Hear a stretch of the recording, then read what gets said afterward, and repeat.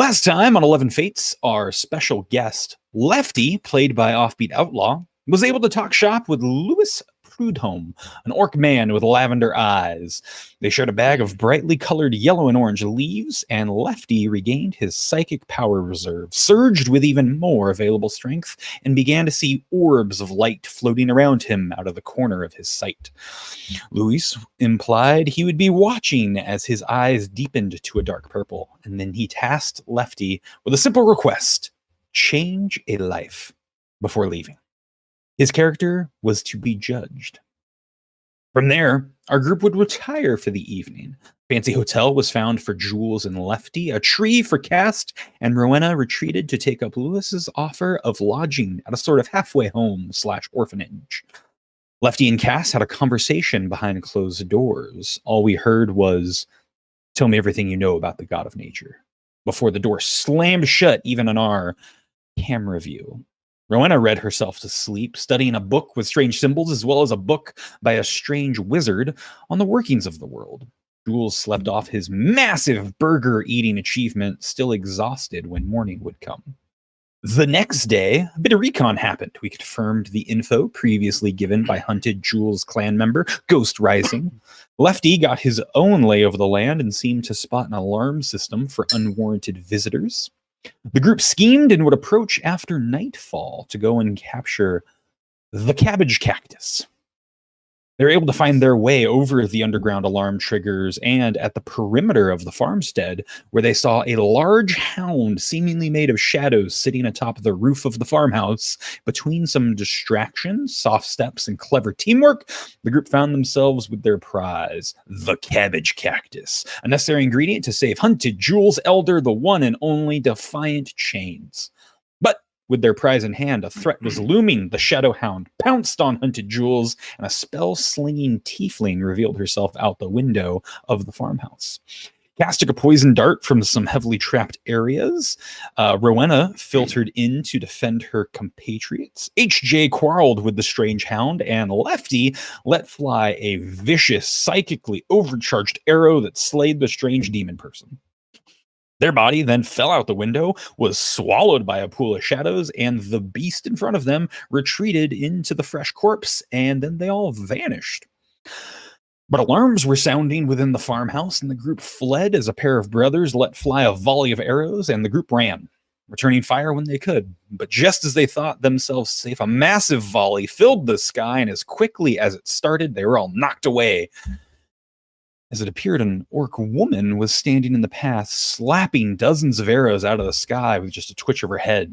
She demanded for Lefty to follow. His training was to begin immediately towards a better understanding of his powers. So the group split. Lefty ran into the glass sands, away from all signs of civilization, and found himself jumping from a dune into the very sand itself before disappearing. And our remaining adventurers limped their way to town, where Louis greeted them, quickly turning the city gate into a city wall, seemingly unpursued by the brothers they stole from. And that's where we return. Friends, I leave anything out? We're about to juice this cactus. All you need is that juice. That is true. Real excited to be here on 11 Fates. Watch us juice some fruit later. But right now, watch this sweet, sweet video.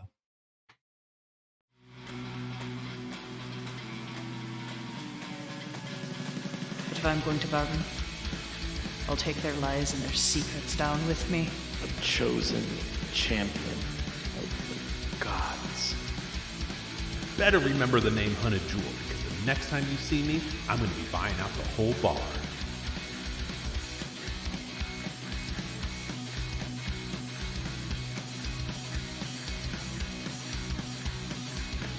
Welcome to the Tale of 11 Fates.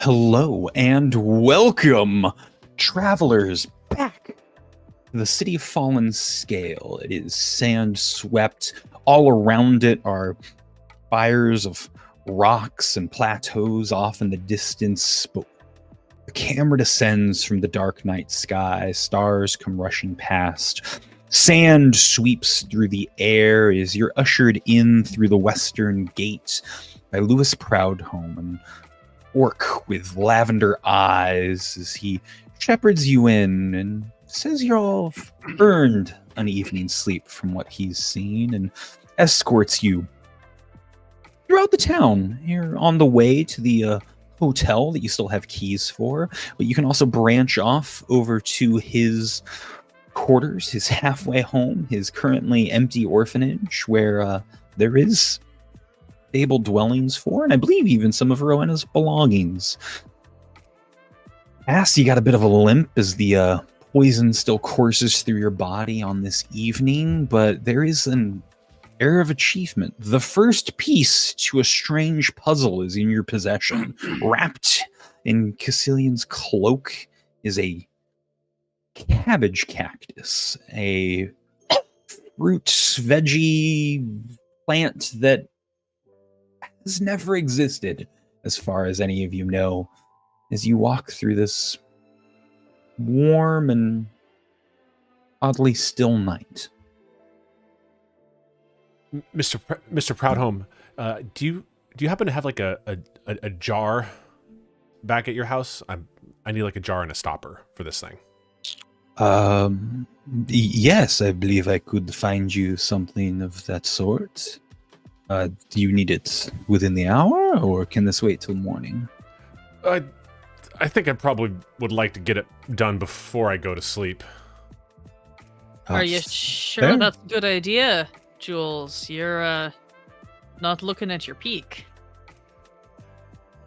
Oh, I just want to get, because the brothers know what this looks like. They don't know what the jar looks like.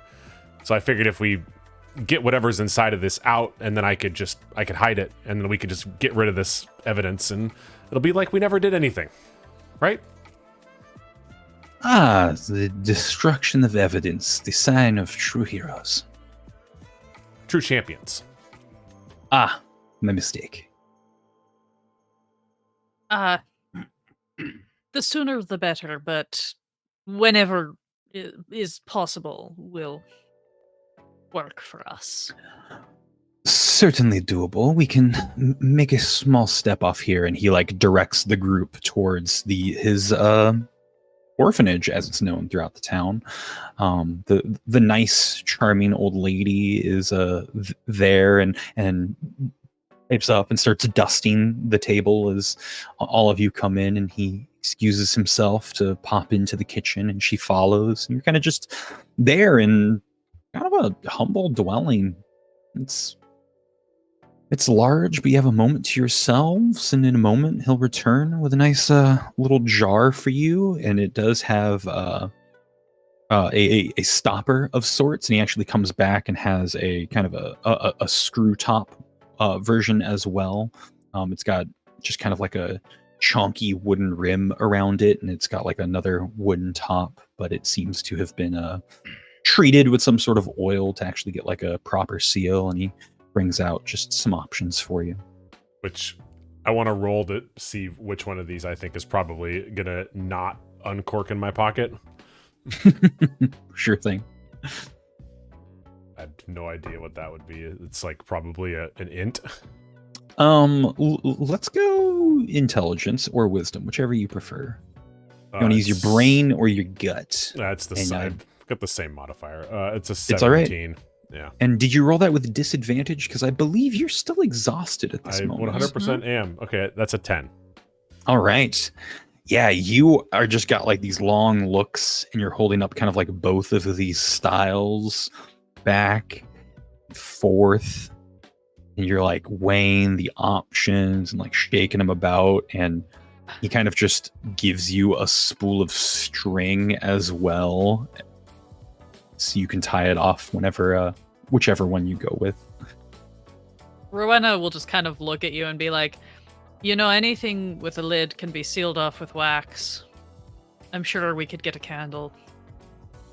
Okay. I'll take the stopper, and he grabs the cork and the stopper. All right, you guys gotta.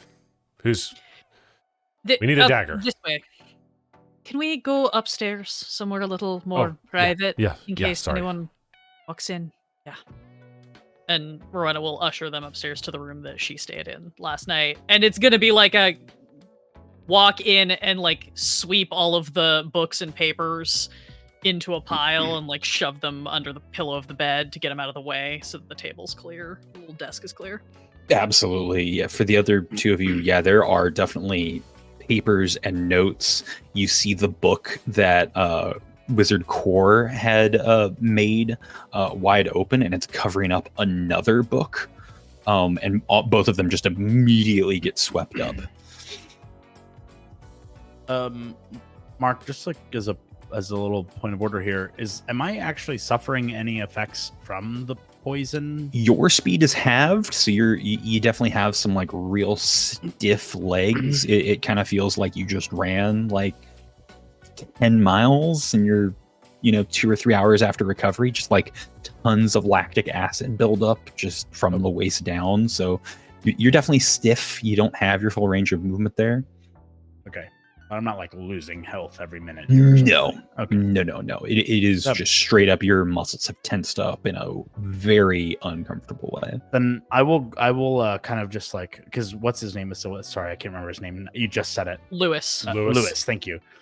Lewis is still with us, right? He walked us upstairs, or did he leave? He would have stayed down in the lobby if you all would have gone upstairs to the dwellings that were provided. Okay, then I will turn to Rowena and like kind of look at her and put my hand on my leg and do you happen to have any water or booze? Yes. Why don't you sit on the bed? Jules, do you want to do this yourself, or do you want me to help? I'd like to do it. I don't have a dagger though. I could. No. We're gonna do this right, and I'm gonna go into my smith's tools and pull out like some sort of like awl or chisel or something from my smith's tools. Give him something like that, and then pull my hammer that is on my belt, like my good one that I wear, and give him those, and just kind of point out like, make sure it's stabilized. Use a blanket or something. Give it something stable. Find a good point. Good, strong, use the whole. You paid for the whole handle, so use it. Punch your hole, pour it in. Give him the tools, set him up. And then I will rifle around in my cooking bag and find whatever bottle of booze I carry. Yeah. Or cast. Yeah. Both of your compatriots have what they have need to do the next steps. So, yeah. Let's see how well you crack a cactus, sir. Yep. HJ pulls off the burger scarf and kind of wraps it around the bottom to like stabilize the cactus as per Rowena. Gets the chisel in, stabilize, and gives it a sturdy whack using the bottom of the hammer. Just trying to go clean through one and done. Dope. Give me, I think this is going to be a dex. Just a raw dex. And you are still exhausted. Yep. I got 2 dice right here. Don't worry. Mm-hmm, I'm going to throw that one to the side because it sucked. Actually, no. Yep. Okay.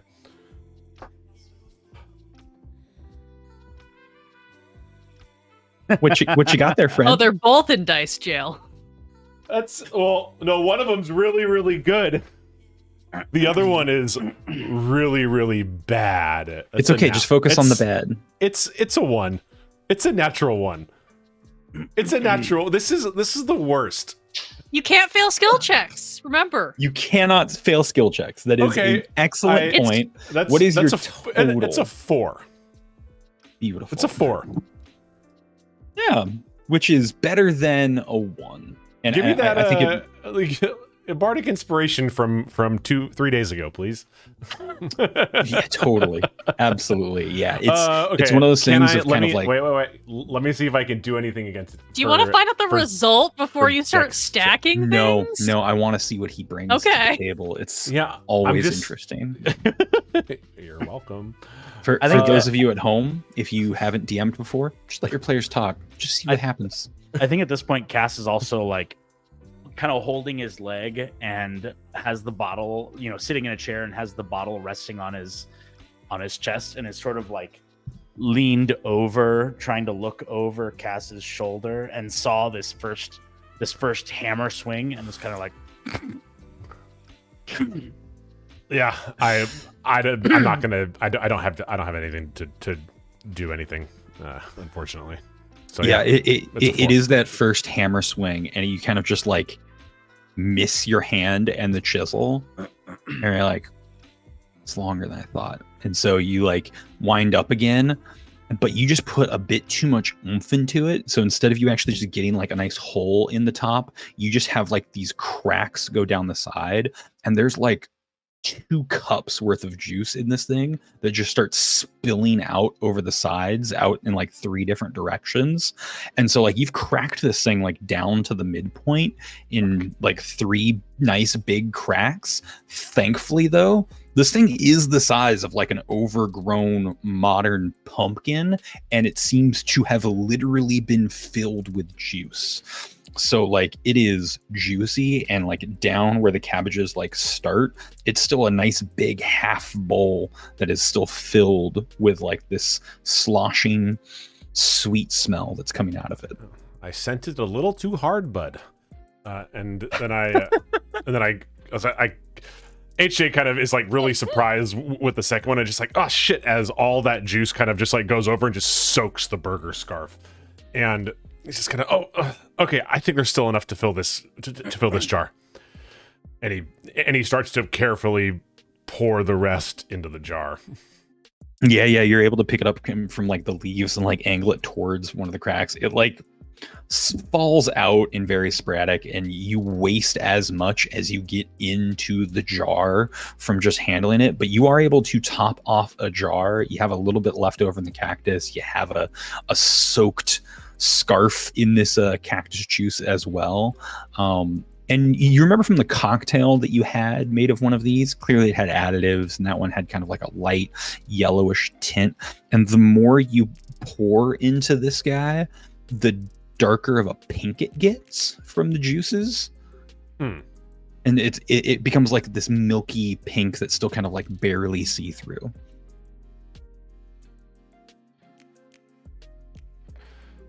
Well, this is an interesting color, and he pulls it up. But I don't think we want to like drink any of this right now. Although it does look appetizing, but no. Rowena is gonna like run her finger through the juice that's like all over the table, and just kind of like look at the color in the jar and sort of sniff it. Does it have like an irony tinge to it? Like blood? It does not. Okay. Yeah, it's one of those things like you smell it and it smells like sickly sweet, but you also have like this, like it's almost like an after smell of bitterness, which is hard to like pick up. But you've spent enough time in the kitchen, and like you're like, oh, I really want to be able to taste what I made, but I'm serving it, so like I gotta get better with my nose.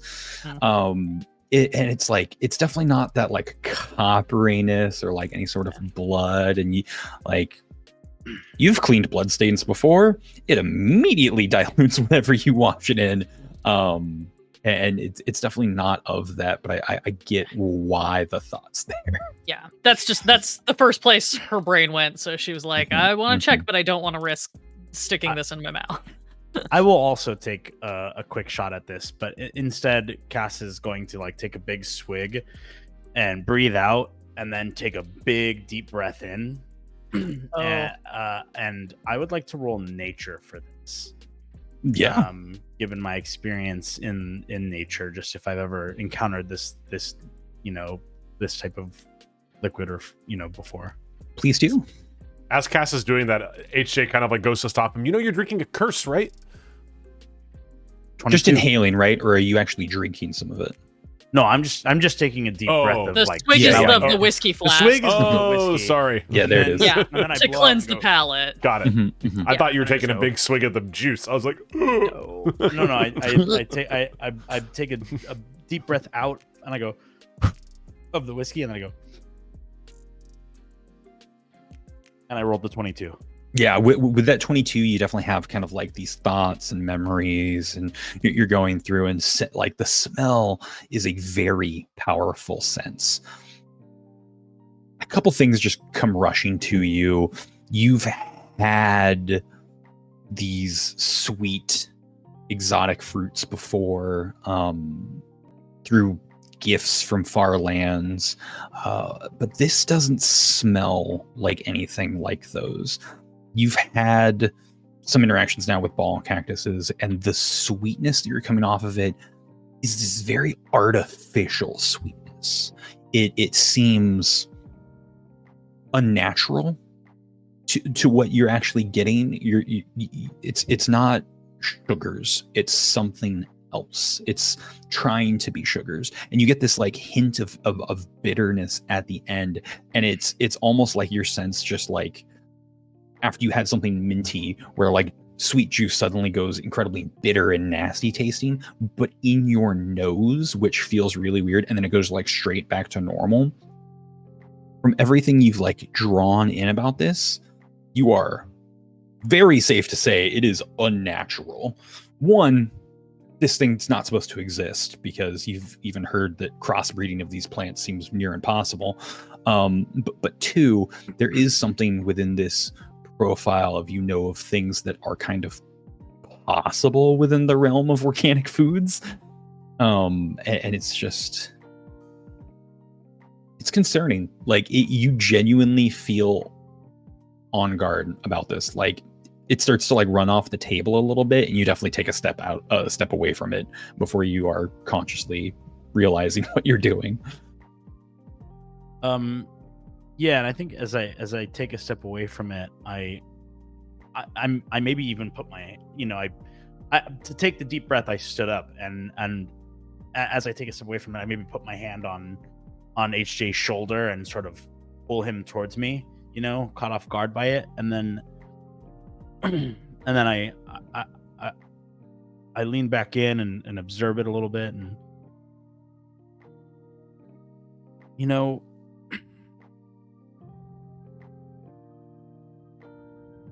I don't think that this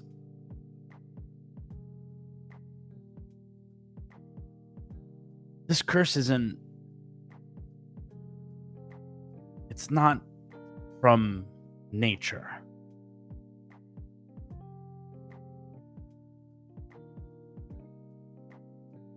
Well, what would be the alternative? Sorry, I'm just learning magic. The I arcane. don't understand it. I guess from Opposite. magic. You'll Opposite of nature is the unnatural. It's usually magic. In a sense. right. Point is, HJ's like, we have to be really careful about mixing whatever this is, this magic, with something that is natural or somebody else's magic. Well, this is gonna stay stoppered in my pocket until we get the juice or the rind or the zest of the coral that's over at the docks at Alpine's Peak. I assume that's gonna be a similar magic. Well, maybe not similar, but I'm assuming it's gonna be magic. Seems likely. Mark, we haven't really previously spoken about this. Am I familiar with the coral near Alpine's Peak? You know that there's no coral near Alpine's Peak. Yeah, Okay. as far as like the water and things go over there, it's good fish. Some crabs can be caught off like the one small dock on the bottom of the cliffside. There's usually some like barnacles up on the side of the, up on the big posts that hold the pier up. But only a couple ships come in and out. Yeah, I think as HJ says that, I look down at him and I say, right, the coral. I'm looking forward to you showing me something I've never seen before. No one's ever seen one of these before. And he points down to the ball cactus. All right. Well, have we got what we need from it then? I think so. Yeah, I think the rest can get disposed of safely. Great. Rowena's gonna find like the pillowcase or something, and stuff the. She's gonna like crack the rest of the pieces out of the cactus that HJ kind of formed the cracks. She'll like punch her way through to get it into smaller pieces, stack them all into the pillowcase, tie it up. All right, I think you two need to get some rest. I'll go take care of this. Yeah, I'm gonna go ask Lewis for a little bit of food down there before I hit the hay. Do you mind if I use this candle to seal this really quick? It's not mine. It came with the room. You know how to do it. You light and go to the side. Yep. Yeah, and he kind of lights it and waits for it, holds it to the side, and starts dripping it around the edge. Sure thing. Yeah, nice and sealed in your cabbage cactus juice jar. You need anything while I'm out, Master Daedrove? I think Cass probably finds the nearest window and just sort of like sticks one foot out and then very like ruggedly puts his other foot through and like lets out like a really loud grunt, like a oh, and then like over his shoulder just kind of gives a no problem from me. And then he jumps out and starts walking down the road to find a tree. Just shaking my head.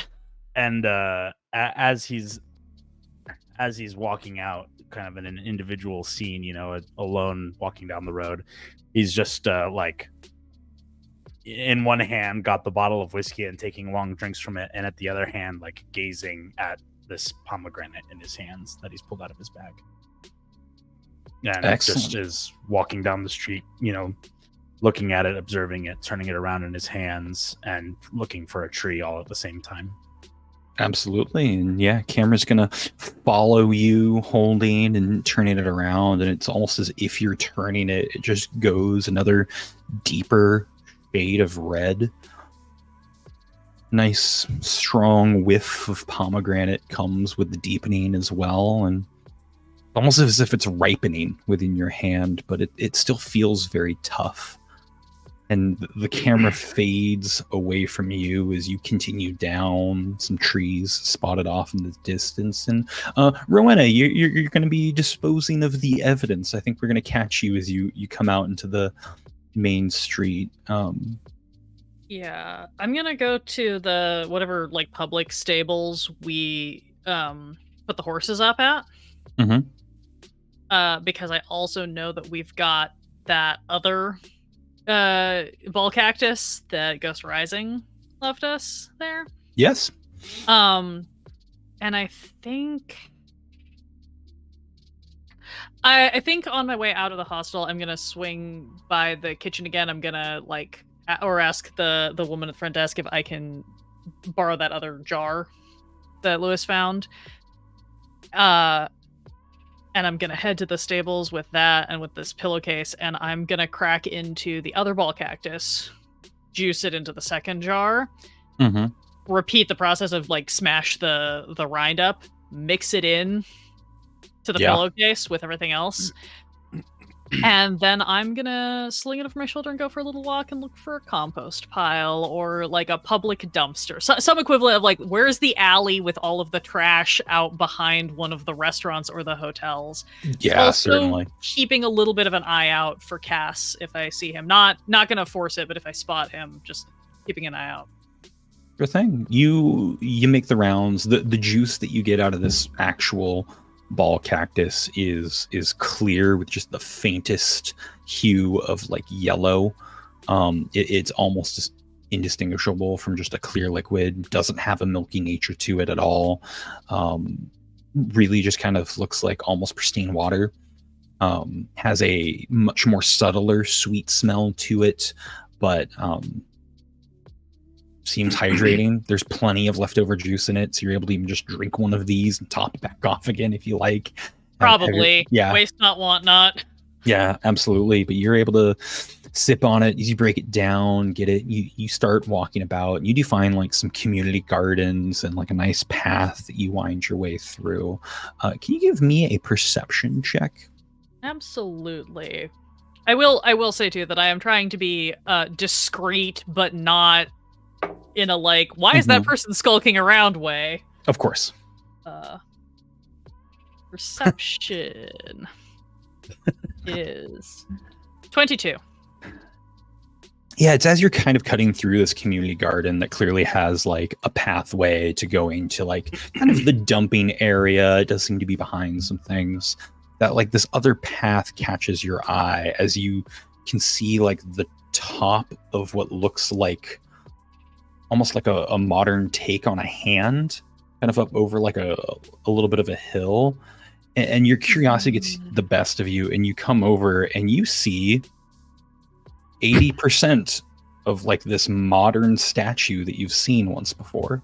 Yeah, I was gonna say I don't like that. Completely, it is unfinished. There's this nice big old plaque that like names it. It says "A Hand in Creation" is the title. It was produced by an artist 12 years ago. It was his final work. It was to be commissioned for the city, for the community gardens. This is where he was building it. It was meant to be moved somewhere else, and he died before his work could be finished. And like the piece, the fingertips aren't quite done, or the idea of the fingertips aren't quite done, and there's only a framework of what the thing is that it is building. And then there's like a big note from like one of the city officials of like, we believe that it is this, and it is so tragic that he was unable to finish his work, and we'll never know his true artistry. Other pieces can be found at such and such addresses throughout the city, things like that. And it seems like this was a 60-year-old artist who passed away before he could finish off what some were saying was clearly going to be his masterpiece. The addresses for the other artworks are within Fallen Scale? Yes. Like it's community artwork throughout? Okay. Yeah. He has 4 pieces within the city. Interesting. Is there a name listed for the artist that is of relevance? There Sorry, totally is. I know the worst thing to do is ask, what's his name? What's his name? No, you should have absolutely asked that question, and I think I just didn't have it ready. That's fine. That in and of haven't done itself this in a answers while. my first question of like, do I know who this is? Because I had a paranoia for a second there. But You do not recognize the name of the artist. I will. You And can I find think it I'm gonna- for me yeah. later. I'm gonna I will just say that I'm rename gonna. generator this name. I was to say, I'm going to take a moment to like, pull out a scrap of something from my bag and like scribble down a note of the locations of the other pieces of art and the artist's name and whatever. Before I go bury all these pieces of ball cactus in a manure pile or something. I was generating a name. Could you repeat that? I'm so sorry. No, that's I was trying to give you an out to give me information later. Nope. I wanted to get you that name now. We're gonna re-edit it to make it all beautiful for the podcast. Cool. Podcast plug. Just give me that Vol name and then is Vol? A.Vol is the artist listing. Interesting. Okay. Yes. I am going to copy down the name of the artist, A. Vol, and the locations of the other art pieces. I'm, scribble it on a note card from my bag or something. Mhm. And then I'm going to go find like the manure pile, the compost pile, something, and bury these chunks of cactus rind Sure thing. throughout. And then I'm just going to wander around a little bit and kind of look for Cass. Yeah.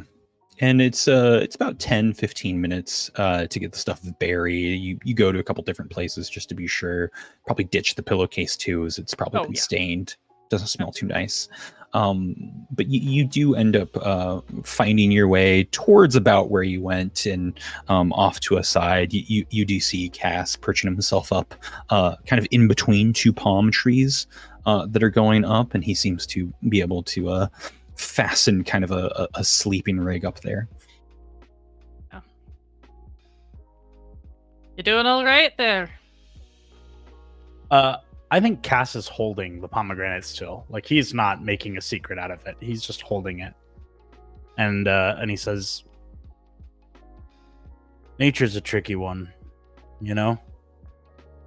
It's like, if you want to dispose of something it's given you, you put it all into a big stinky pile and you let it kill itself.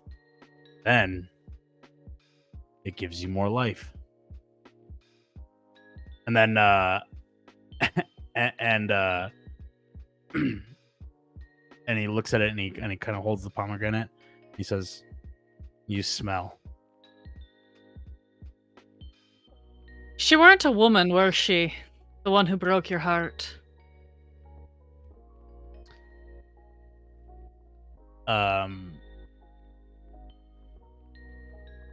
And he doesn't say anything, and he stays with eye contact on the pomegranate. He says, "When I was a boy,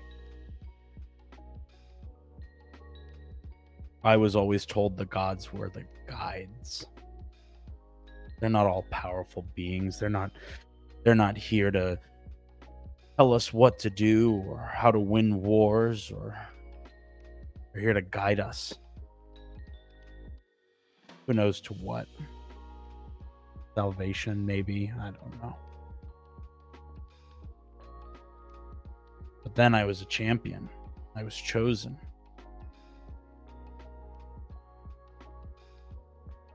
By the god of nature." And he like holds the pomegranate a little bit closer and he goes, "I loved her. And she loved me."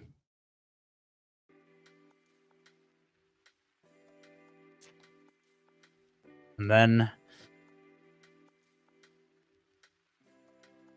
after what I can only call paradise, the gods shunned her for loving a human. And still he like is rolling kind of the pomegranate just in his hands, and he looks up and he says, "But I was a champion." So that's what you meant when the god of light came down, that you'd done this all before. And then he kind of sits there quietly in his own thoughts, and the people of Alpine's Peak, they shunned me. The wrath of the gods, they said. The anger of the gods. Whatever curse of the gods, that's what I was. That's what I was bringing. I didn't stand a chance. Do any of us ever?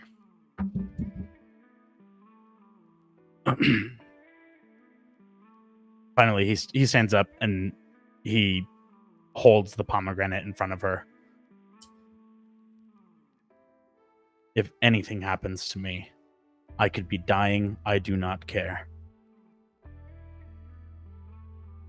You just make sure that you protect this." You have my word. And he puts it back in his bag, and then he rolls over, and you can just see that he's jotting in his journal. Rowena just kind of watches for a moment, and then pulls the jar of the ball cactus juice out and just kind of leaves it. You know, she's not going to interrupt him to hand it to him, but she's going to make sure that she makes an obvious show of leaving it somewhere where he can get to it. Yeah, a little clink on the stone below. Yeah. And then she just kind of looks up and goes, "Thank you for telling me. Maybe someday I'll tell you more about mine." And she turns and walks away. His response before she walks away is he holds the bottle of whiskey out. She'll take that, take a swig, sort of give him the like cheers, and then she'll just leave him be. It's the cheers that sends the camera up about 10 feet and then just zooms off over back to the room where we left HJ, who's gotten a nice seal wax and is going to like get the burger scarf. And as you pick up that scarf, you like wring it out a bit. There's just that nice pool, and you look down at it, and just from the candlelight that is here and the light coming in from the window, you can see a reflection that is not your own. It wouldn't be, of course. But it's not your elder in one sense. It's this golden figure you've seen before during your spirit quest. Spoke to you in a dream. And he just is there looking right back at you. And he points over to the side of the room. And your eyes follow, and there he is, just standing in like full regalia, golden armor from like head to toe. He's got like a nice square jaw. He has some similar features to you, and he's there now that you've gazed over into the mirror. I know I was tired, but is it really you? Or am I dreaming? You're not dreaming yet, but you should rest.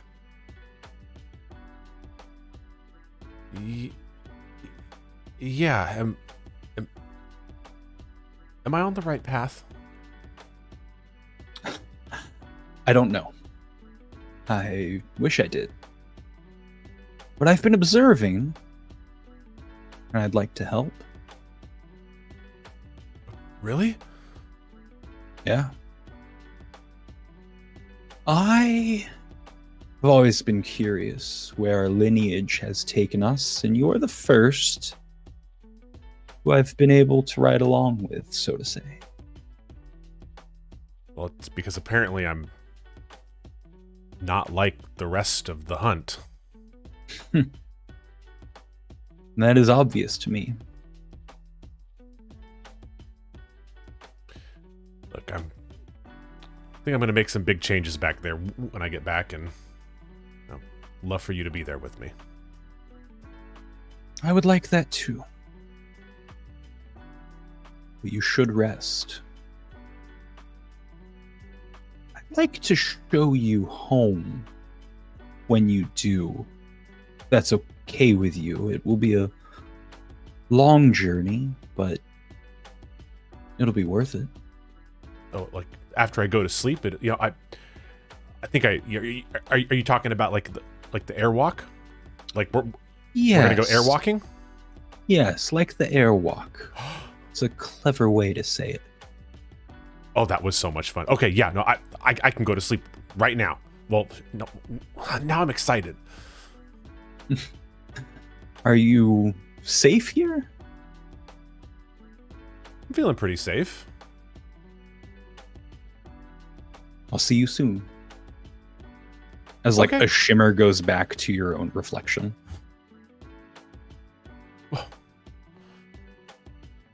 Okay, well, I guess I'll go find the room, and HJ will like wring out the scarf just into the trash can, and if there's no trash can, just into the corner. Sorry, Rowena.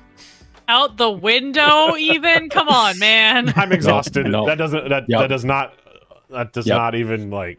If there's no container, a corner is Yeah. almost a container. It's got enough walls. As long as Yeah. you don't do it on the bed. Nope. No. Yeah, you're absolutely able to ring it out. And do you go get your own room, or are you going to pass out here?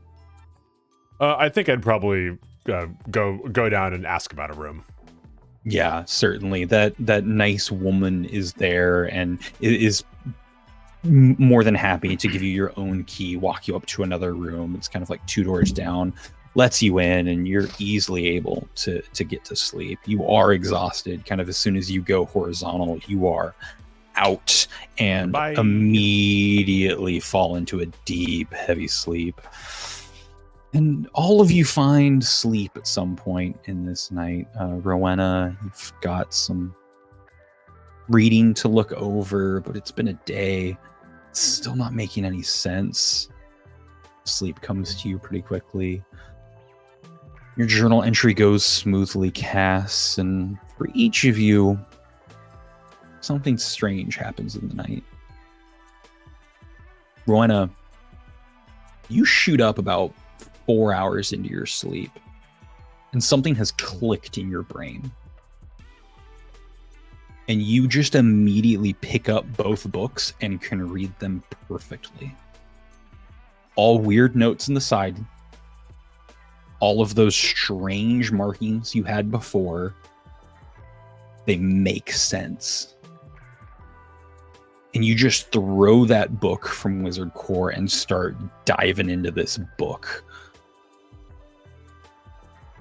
From there, we smash cut over to Jules, who we see like time lapse for the next like 12, 13, 14 hours of him sleeping. Rowena comes in at some point, tries to shake him up, like breakfast gets dropped for you, a cup of water gets poured on top of you, like the sun goes up, there's shadow, and you are just unconscious asleep for like 14 hours before you wake up. And over there for Cass, you've been asleep for about 6 hours before the attempts to wake up HJ go through, and you get woken up by a sharp object hitting you in the forehead.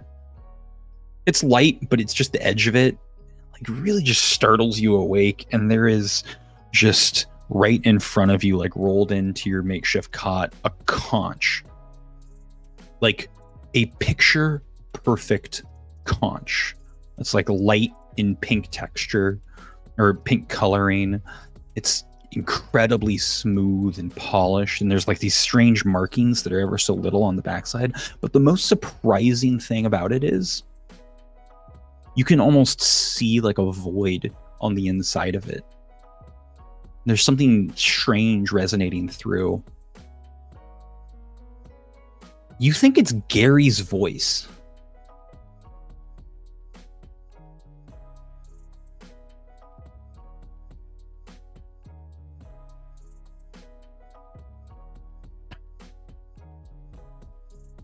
Just far off and soft as you're like waking up just before dawn, you can just hear softly, Gary would like to talk to Cass. Gary here. Gary for Cass. Gary would like to talk to Cass now. Gary needs to know where Cass is. Gary thinks Gary knows, but Gary needs to be sure. Cass is Gary like for Cass. full on looking into this conch shell to see if what on earth, why is he hearing this? And he puts it to his ear. Gary. Oh, Gary, yes, best friend Gary here. Hi. Where are you? Gary, maybe there are more important things that you could tell me. Okay, but you found me. Oh, well, it became really easy to find you. Gary found, oh God, what would that be? Like 24 blinks ago. And Gary, I missed you. Gary just wants to know where you are, but also I think I know where you are, but I need to like know where you are, because I know that something's gonna happen, but I don't know if it's gonna like happen. But just Gary, are you in the Sand City? Wait, we're in Fallen what now? Fallen Scale. Fallen Scale. Thank you. I It's wanted in to the call desert, it Fallen yeah. Sands. And that's probably why I want to call it Fallen Sands. We're in Fallen Scale. I'm hanging between two palm trees. Gary. Oh, palm trees. I don't know what those are, but Gary's excited to know that you're there and that Gary is right. But Gary should just let you know you should go. You should just not be there.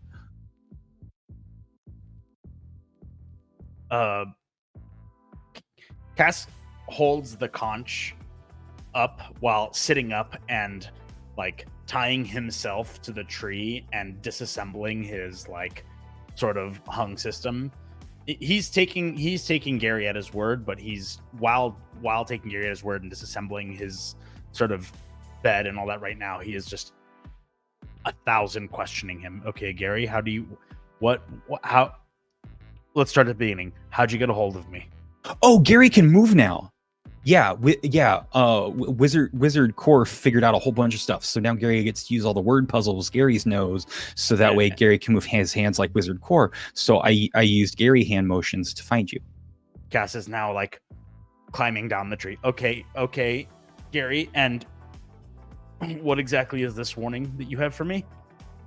Oh, you just need to go. I thought, like, based on what we know, you shouldn't be there.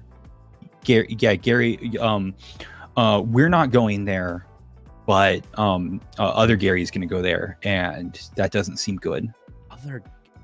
Other Gary. Also, Cass at this point is like taking inventory of himself, making sure he's got all of his stuff, and puts a hand on the pomegranate to make sure he's still got it. And, It's still there? Starts walking towards the hostel. Okay, who's other Gary? Oh, Gary, my Gary. Gary Esley Gary. Or he might be Gary, he might be Esley. Gary, you didn't see him because you never turned around. Red Gary.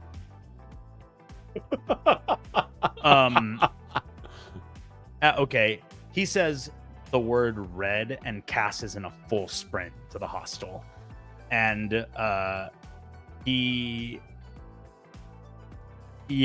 gets to the hostel and immediately just heads towards Rowena's room and towards Rowena's room.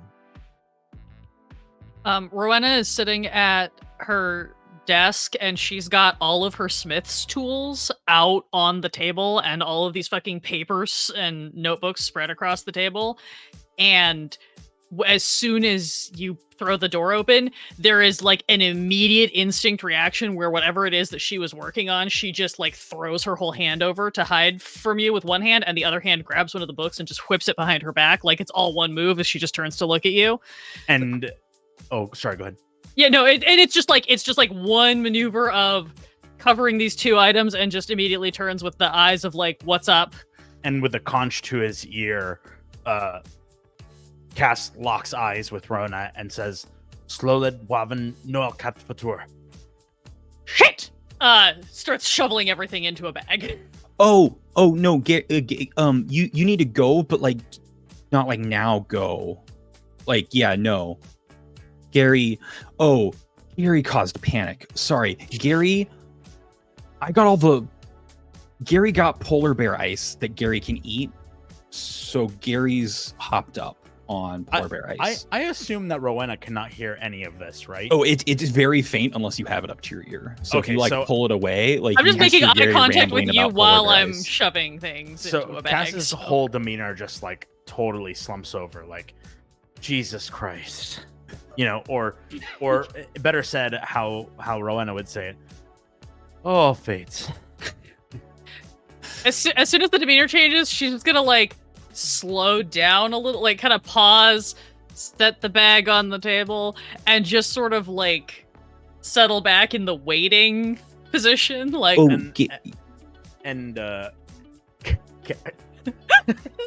Cass like gestures his hand over so that they share the conch as though it's the 90s and you're both on the same phone. Yeah, and just 100% right up on the other side to listen. And he says, Gary, start with the important stuff. Tell me what's going on. Well, Gary's got to go. Gary and Core have one more stop before Gary and Core come home. But don't worry, Gary will be there way early, so Dwarfman doesn't ruin anything. So Gary will see you soon, but not like good Gary or 10 bad blink. Gary? Wait, Dwarfman? Oh, good Gary. But yeah, Gary's got to go get Core. Wait, no, what Dwarfman?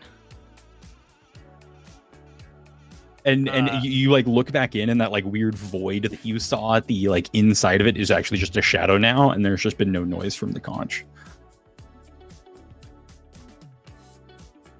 And I think you both get just that frazzled look for both of you and probably try to go wake up Jules, who's Rowena just very goes much asleep. next door, shakes Jules again, gets once again no response, and just sort of like kicks his bed for him and goes back to cast. I'm tired.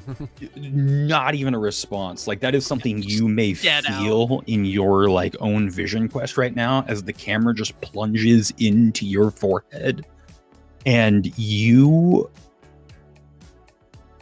in a slow motion type feel, have elevated up out of your body, and time seems to start rapidly increasing for you. And it's just before sunrise comes up that, kind of just walking across almost an invisible floor about 10-15 feet above the building that you've slowly floated up above, is this gold-clad tabaxi who's ready to whisk you off to home if you are ready for the journey. I've been really hoping that I'd be able to do the airwalk again. I'm ready. It's going to be a bit more of a run if you're willing. HJ pops a smirk. I'm ready to go. Follow me. And he, just starts sprinting. And with like each step, he's going like quarter of a mile, and you follow immediately after, and you are just zooming across the land far off to the west. You've gone over the mountains that separate kind of your own little biome for your hometown, the diaspora. You've got like this nice jungliness, and he's up above one of the rivers and then just jumps and dives through the water. You follow after, and everything just seems to flip into like a 180. You're now falling upwards through just black, murky water with bright white bubbles going up past you, and both of you pop up, walking now off of a shoreline. And you come up to this big, beautiful island that's also covered in all sorts of jungle and plant life. And there are these large, massive buildings. There's actually 3 of them. And they all seem to be like propped up on these strange wheeled and walking like devices. Like all of them could move at some point. And you find yourselves walking up out of the slapping waves. The waves almost passing through you, but you still feel the force of them, and you're coming up on shore, and it's a constant twilight, but you can tell that time is happening rapidly as you just see tabaxi families walking all across up and down the beach, gathering things, going to bed, waking up, going to work. In moments, you're seeing days pass for these shadows of figures. Do these buildings seem familiar? The 3 big ones do. Yeah. You have definitely seen fancier versions of them.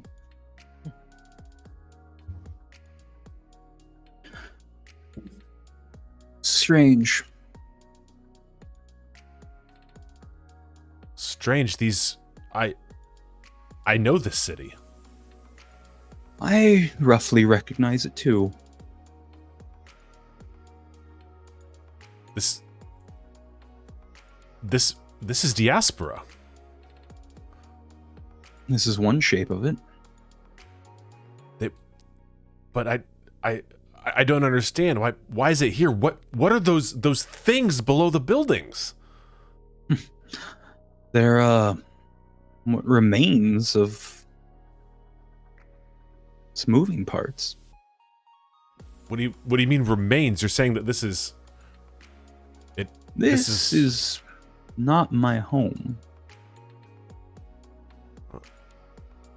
Then what is it? This is you said this was is this my home? I think this may have been a stop between our homes. Follow me. Okay, sorry. I'm just have to wrap my head around the fact that there's like legs and tracks underneath these massive buildings. This is what the city hall is. 90 stories, right? That's about. Wait. Oh, City Hall? yeah, that one. And I point to the biggest one. Huh. Much to show heads towards City Hall and kind of gets you up, goes through the winding stairs, gets you up through. You're jumping from like level to level now, and you slink through. And it's about the 7th floor that he's able to kind of come into just what is a wall and almost phase through it. But you can see kind of like the shadow of like a sealed door, and you walk into what shouldn't be a room. It should be a supporting structure, and there's all these sorts of controls and things like that. And he grabs onto one and pulls it out of where it's physically stationed, and time begins to whir and wrap around you again as just kind of the room that you're in shifts back and forth. I believe this will take me to the home of our people, not just a pit stop. You mean off continent? I believe we were already off continent. This is off world. I'm still just wrapping my head around the fact that the city, like, I knew that we came from somewhere else. I didn't know that we took the city with us.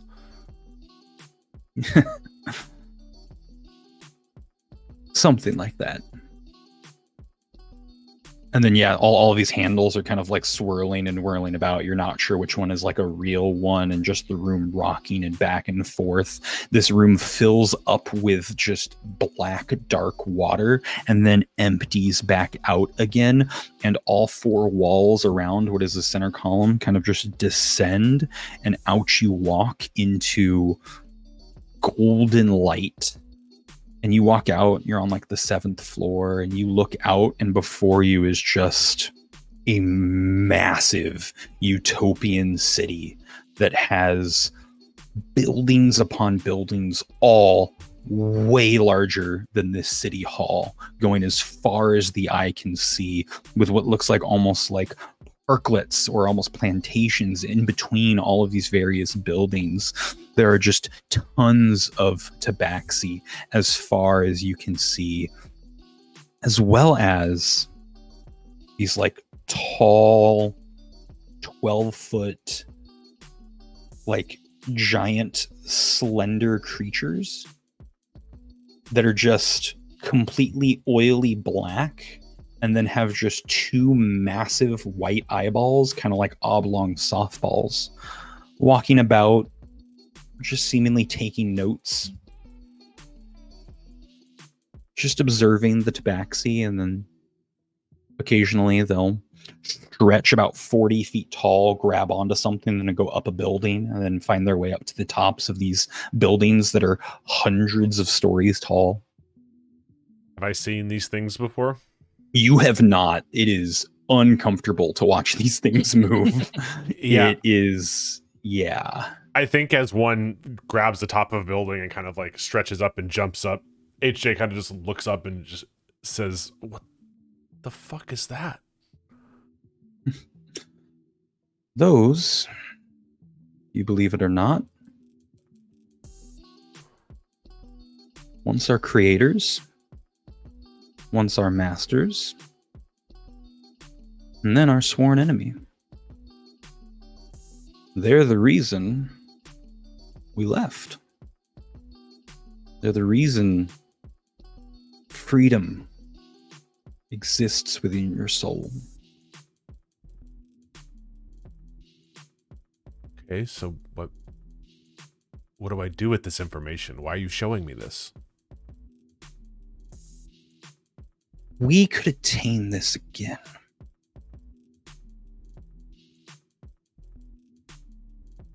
But we'll never truly own anything while we're being controlled. We gave up all of this, everything you see here. And when I say utopia, genuinely mean no violence, no hunger, no want.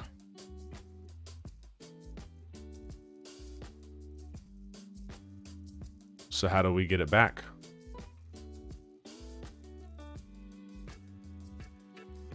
We fight. break the chains. We make sure that our destiny is our own. Yeah, I'm good with all that, but just this is just a little, what you're saying is just a little too good to be true. I mean, what I'm seeing right now, I'm not sure I like the look of those guys, and you said that they were our sworn enemy. If we get this back, time's just going to repeat itself. We got to learn from our mistakes. This is what it used to look like. Home. This is what it looks like now. And with like a hand wave, just everything comes crumbling down into dust. And you can see those big, tall, like spindly like creatures kind of just fall down and form off into a goo. All the plant life shrivels up, and really it just comes down to a nice black pool that's maybe 6 inches in diameter and just ripples every little bit. This is what happens when they can't oppress. This is not a threat anymore. Right. But what you saw is what we could be.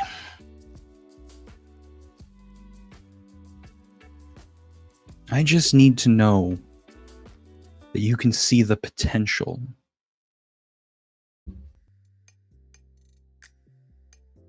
Look, I can see the potential, but I'm not sure if I 100% am on board with this utopian city idea. Good.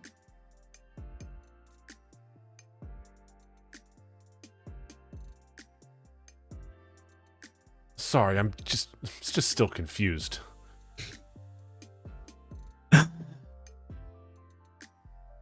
You have your wits about you and you have your freedom about you.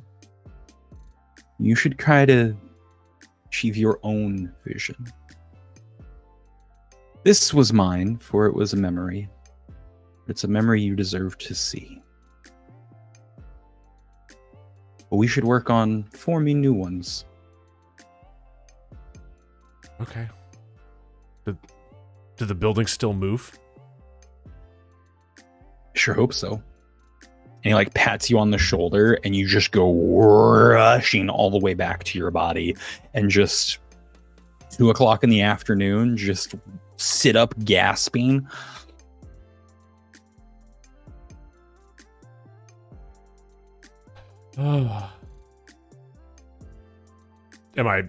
Do I feel like I've ran 1,000,000 miles? You feel so well rested.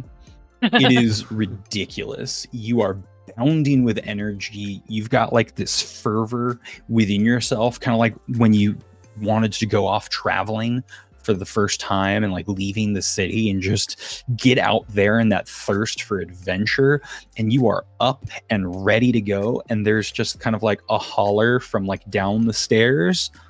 Horses are ready. And it's just that nice old woman. Apparently your horses are ready. But yeah, you're awake. There's a bit of confusion now as everyone seems to be up. It's kind of, everyone opens up doors from various rooms in the hallway. And just kind of like the point of like, you're awake. Oh, you're here. Guys, I have so many stories. And she comes on up with a piece of paper and said, Mr. Lewis dropped this for you. And just hands it off, or hands it out to whoever is willing to take it. I think Rowena will probably grab it. Cheers. And she just heads off back downstairs, and you open it up and it says, there's been a formal complaint issued for a attempted thievery out on the outskirts of town. A search may be starting, but it seems as though a mob of crazed burger fanatics in process at City Hall. I recommend hitting the road at your convenience. Yeah, look at that, go over to, like, the candle that's still lit on the desk or whatever, light it on fire. I've played this game before, leave no trace. What did it say? It says that we need to get out right now. Cass, turns out Gary was right. We need to get going. Cass is like, just 100%, given the, like, let's go, the rushed. Yeah. Okay, time is now. Yeah, right. Jules, you didn't unpack anything, did you? No, Great, grab your I bag. went We to can talk bed on the right. way. Okay, sounds good. Hey, have you guys ever like seen something and then kind of like found your purpose before? Yes, he was my husband, and it was a long time ago. Now grab your bag and we can talk on the way. Yeah. Okay, I don't think that I'm finding my husband, but I Don't discount anything with the way things have been going this week. True. Okay. Yeah. Let's go. As I leave, I want to skirt by the front desk, and I'm gonna leave like 3 gold, and just kind of quietly whisper to the gal about basically like, we left a bit of a mess. We're leaving in a hurry. I'm terribly sorry. If you need more to cover any of the damages, I'll get you the next time we're back in town. I'm so sorry about everything, but thank you for everything you've done. And Borger, just say that Hannah Jules said that you could have one of his free burgers. Oh, that's so. Thank you. And just like hurries off. They've been fed. I gave them a nice brushing. Safe travels. You're so kind. If you see Master Lewis, please thank him for everything he's done for us. Like Big fully, smiles, like big out the door, nods. like didn't stop moving this entire conversation. Yeah, Yep. you are on the horseback. You are quickly whisked out of town. There is that like dopey guard who's like still has those like small little crumbs from his last cookie, and he just like puts them into his mouth and sees you and just waves just very excitedly. He's like, and just kind of Just like like, waves you off out of That'd town. still be good 2 days. Yeah. You know what? Never mind. A very slow cookie eater. He's savored it. He knew he had the long shift. It's 3 days on, 3 days off. It's you got past the time somehow. Oof. Yeah. Rowena's just gonna book it, and I assume Cass is right there with her. We're just like hustling as fast as these horses will take us to get a good head start. Absolutely, and it really is a good amount of distance you clear before you actually slow down. You go past the like beaten up part in the road where it fell out a couple miles out of town. You're still able to skirt it though. Thankfully, you don't really pass too many travelers, but it is when you get to the few hours out of town, that little kind of like biome shift where you're coming up to like towards the top of the T of the crossroads that you came down. You're getting out of kind of the dry, extra deserty, the tall grasses are starting to pop up as kind of you wind through kind of a ravine like area. And it's just on this outside that you actually see G setting up camp. He's just kind of like rolling out a bed mat. He's seems like just finished up his tent, and he's got like a small pot with some water in it. Rowena wants to catch Cass's eye and sort of like rein in a little bit and catch Cass's eye. Yeah, Cass will definitely pull the reins on Brutus and kind of, wheel him around a little bit. Yeah, do the spin Slow around down. so we can face each other while we Yeah. talk. Yeah. Before you came into my room, did he say anything about what he meant by the dwarf? I'm assuming he's got to be referring to G because we know G and Core have history. He didn't say you weren't- anything like that. I wasn't there. I don't know I that, but he didn't say anything like that. Well, the only other dwarf I've ever met, I mean, there's a few that come through Bastelin, but the only other dwarf I've really met is Alana. Well, like, could have been referring to her. She's certainly manic enough to be causing some sort of craziness. It doesn't seem likely. Cass looks down the way, looks down at his bracelet, and then looks up at Rowena and says, "Well, do you think he's part of the problem or part of the solution?" It's the trouble. Every time I think I know, it swings the other way. Well, we definitely see him everywhere we go. Hasn't he been everywhere that we've been? It's Just a pretty about. big. It's a pretty big world. Why is he always popping up around us? I guess the question is it worth stopping to talk to him, or should we just keep going? I wouldn't mind asking a couple of questions. But Yeah, I mean, Up he's to here. you. He probably wants us to talk to him. Otherwise, Again, Cass looks kind of over the horizon towards G's camp and says, "Well," and he puts his hand on his sword. "Is he more prone to talk with a knife to his throat?" I kind of have a feeling that he'll be willing to talk to us without a knife. I just don't think we want to do that. I mean, he did. I did try to deck him the last time I saw him, and didn't really go well. So We also know what each one of those lines on his tattoos mean. I mean, he's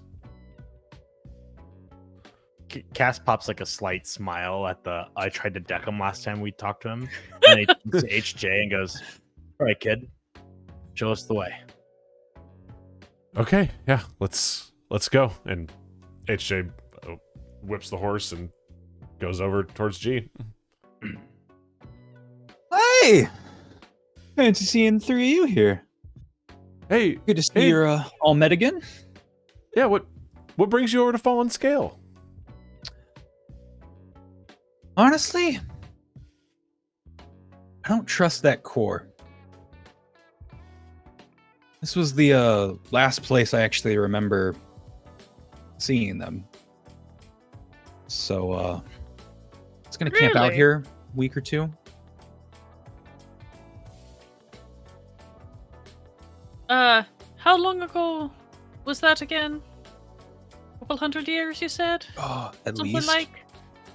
150? 250? Hard to keep track of it all. But, Course. no, after I left, something didn't sit right. Core asked you for a piece of paper, right? To figure out the math of the time. Yes. Mm-hmm. And when we asked how long it would be, immediately they said 6 weeks.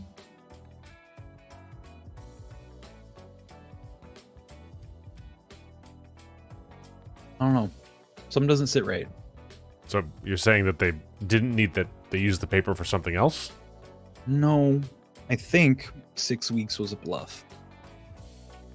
I think there's no way it's going to take Core 6 weeks to figure out what Core wants to do. What is it exactly that you think Cora wants to do then? Any guesses? Come back, raise hell, figure out who the hell put them there, wherever there is. But they've been quite many places. But if their return has anything to do with those ecos, it's probably going to be on the outskirts of a big town. This was one of the last places I remember traveling with Core. Figure it's as good a shot as any. Only a Yeah, day's travel from 3 big cities. If something comes up, be quick to respond. You know, anything about art, G? Appreciate it every once in a while. Not really an artist myself. Came across the work of an artist in Fallen Scale. Goes by the name Evol. Ah, good. well-to-do crafter. Sculptures, mainly. Very abstract viewpoint. God, only finished about 19, 20 before he passed. Good stuff. Always seem to get better. Admirable trait. Do you know what his medium was particularly? Did he use his own hands carving things like that, or was it something a little more mystical? No, no. Always hands. Perfectly normal individual. They started with clay, about 8 sculptures there. Moved on to bronze for 3, porcelain for a few more, and got into woodworking towards their last few projects. The final one was supposed to be a mixed medium project. Curious, because I came across him for the first time in Fallen Scale, except it wasn't the first time I'd seen his work. I mean, he's been written about and published. I'm sure it's more. Oh, impactful in no. The person. first time I saw work like his was out in the middle of a forest. I mean, it was a native to Fallen Being Scale. created by elementals. Really?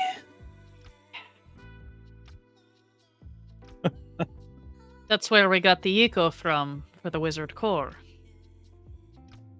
Some very artistically minded earth elementals.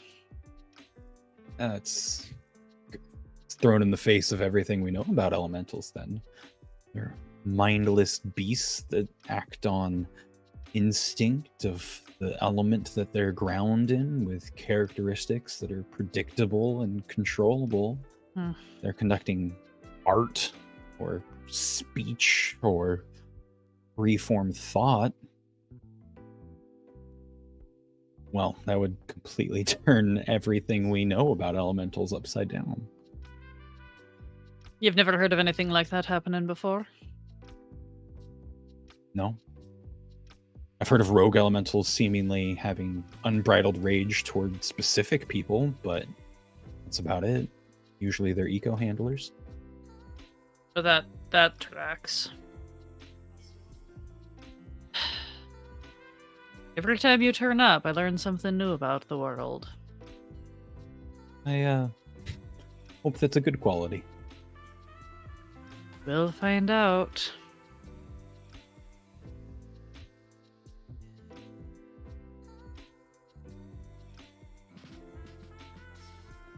Well, don't mind. Setting up camp. Got dinner on the stove. If you want to hang out for the eve. It's still early if you'd like to keep your travels going. I understand.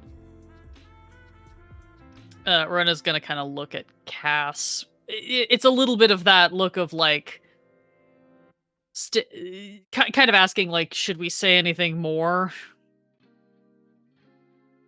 I think Cass gives a very slight, like a head nod that says kind of like we should keep moving. Okay. Because I think Cass is in full sort of paranoia mode. Something is coming Oh. our way. Yeah, same. So Well, thank you for the offer. It's good to see that you're doing well, but I think we've got to be carrying on. We might be a bit wanted in Fallen Scale, so better to head on out and let things die down. Champion's job's never done. Cheers. Gee, if you ever want a burger, go into iBurger and just look at the wall when you're in there. I mean, I've attempted the challenge, but no, I don't think any mortal's gonna finish that. Yeah, home of the biggest burger. It's quite tasty for the first half. Look, I'm not a champion for nothing. All right, we gotta go. Gee, take it easy. Yeah, like it definitely has like a concerned look on his face as you ride off, and like you get out of the way. He's like, "Wait, did you do it? No, wait, did you really Some do it?" champion, Check some the wall. champion saved the world. Oh Um, God. Yeah, you ride off with a bit of new knowledge, a friendly face as you pass by. You're able to make your way up up Friendly. north a bit more. You see kind of that other crossroads town. This time, instead of 2 lackluster guards up at the front, there's about 12 guards, and it seems that there's been a fortified perimeter around the crossroads.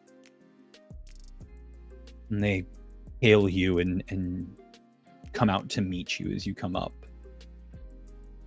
You passing through. Unfortunately, city's closed up tight. We're not really taking on travelers at this time. What happened?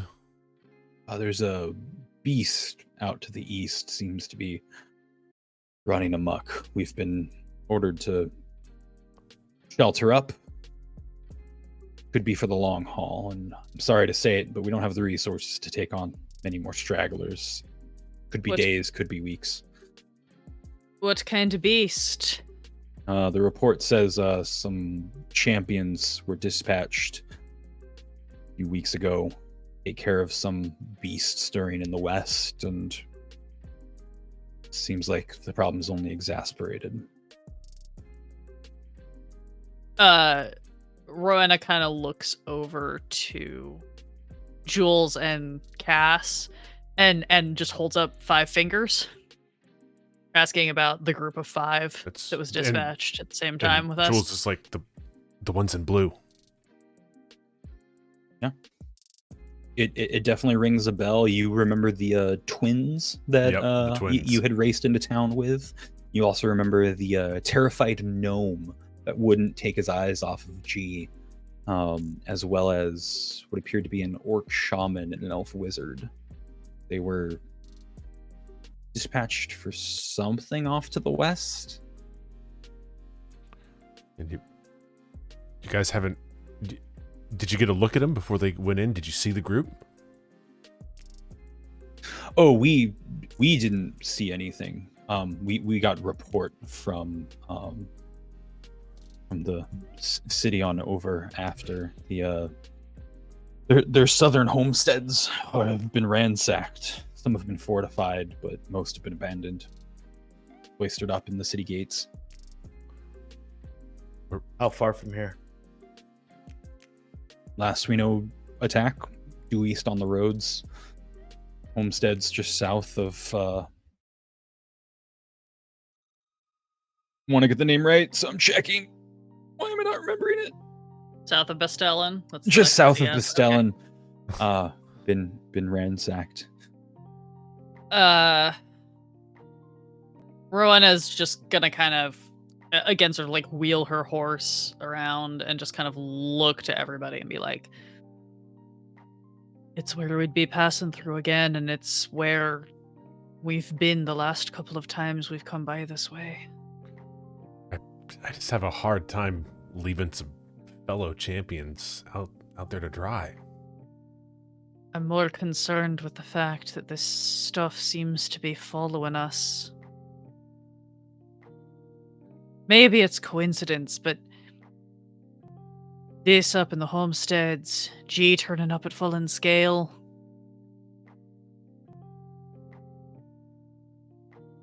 Even Lefty said things about Alpine's Peak, isn't that?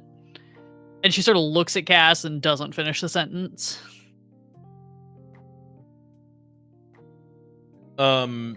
Cass, I'm like fixated on this one thing. Have you guys ever done that? Sorry, You're on fine. This one thing in my Tunnel character sheet vision. that I'm like, oh, I really want this, but it's not making sense. Cass,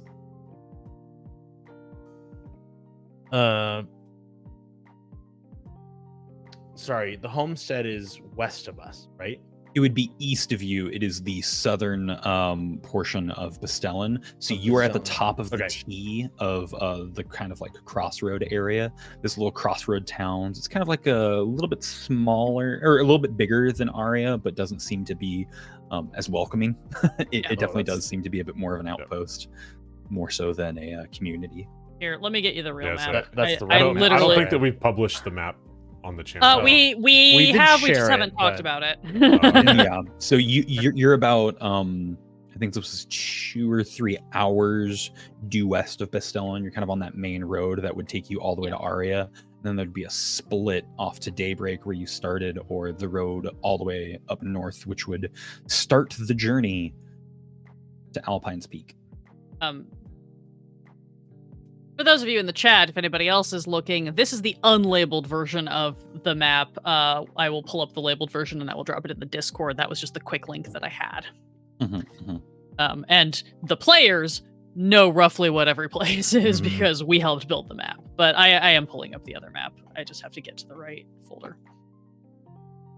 Yeah, okay. Cass looks to Rowena and gives a nod and points his horse east towards the homesteads. She will also just nod and kind of look to Jules to kind of get the like, we good. Jules just nods 10 times. Yeah, we're good. We gotta save the twins and everybody else. Onward. Fates be with you, as like you just ride off from this like guard, and yeah, it's a quick jaunt. Like the roads are on your favor. You've got like a tailwind.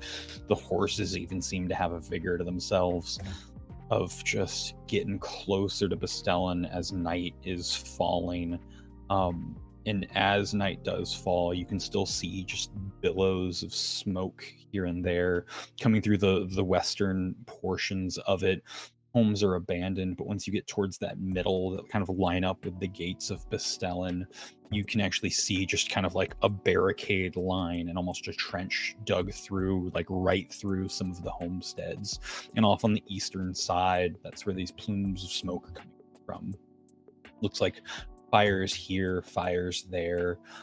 Various city guard, militia, adventurers guild people are kind of all there pitching in where they can to kind of supply and restock up, and it seems like there's many spotters about. The Smythe homestead was on the kind of southeastern edge of things. Does it look like that's the direction where this stuff went down? Everything on the eastern half of everything okay. in the southern homesteads looks like it's been impacted, whether it was intentionally abandoned and potentially burnt, or it was attacked, smashed through.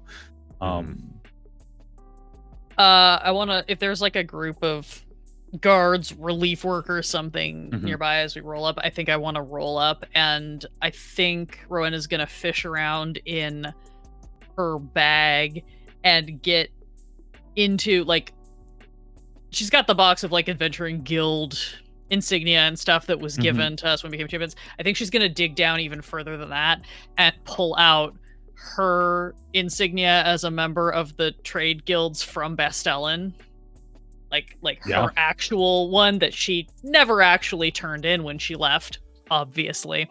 And she's just gonna like clip that onto the edge of her breastplate so that it's not make a big deal out of it, but make sure that it is visible, since it is ties to the city, and then kind of roll up to a group and just be like, we heard there was trouble this way. Can you tell us anything about what's going on? A vicious attack. Flying beast came through, able to breathe fire. Came through. Thankfully, no casualties. Livestock's been pulled. We've hit it with volleys of arrows and crossbow bolt fire. We've been able to repel it, but came through, diving. Not sure where it attacks next, or if it is going to attack. We've sent word east to hopefully prepare themselves. It's where the beast was last seen. How recent was the last attack? 3-4 hours ago. Came swooping in. Bevy of fire upon it. Most of it sunk true and then swallowed a cow in one bite. Seemed to snap back into a vigor and flew off east. Does it have an objective with these attacks? Is it just getting food? What's it trying to do? Do you have a pattern? Spread fire, spread chaos, grab what it can, and fly back out. Hoping we don't see it again. We actually hit it with one of those, and he like takes over, and there's like a full-on like 12-foot long bestial like coming through that has like 4-foot long arrows with like 8-9-inch tips. Oh. Does the council know? They've been made aware. They're taking care of everyone inside. Anyone out here in the homesteads has been brought in. Walls have been closed up. Thankfully, it hasn't made a run at the town. Right. If it did, we've got mages on the wall. Good.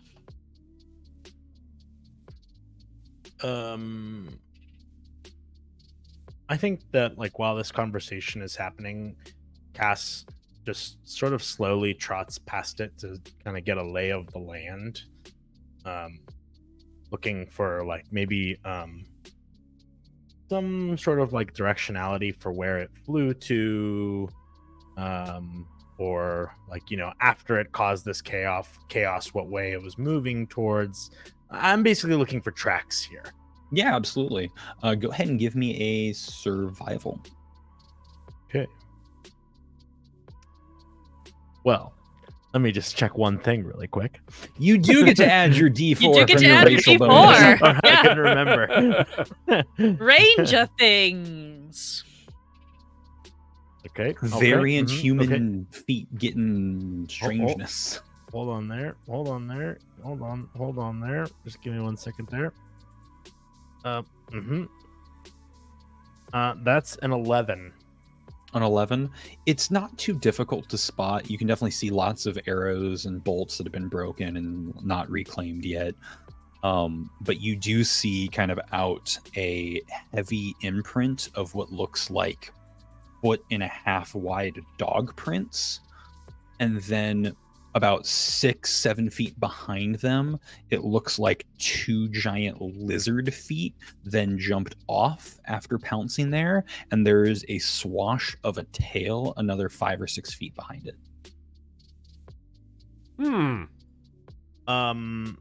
Okay.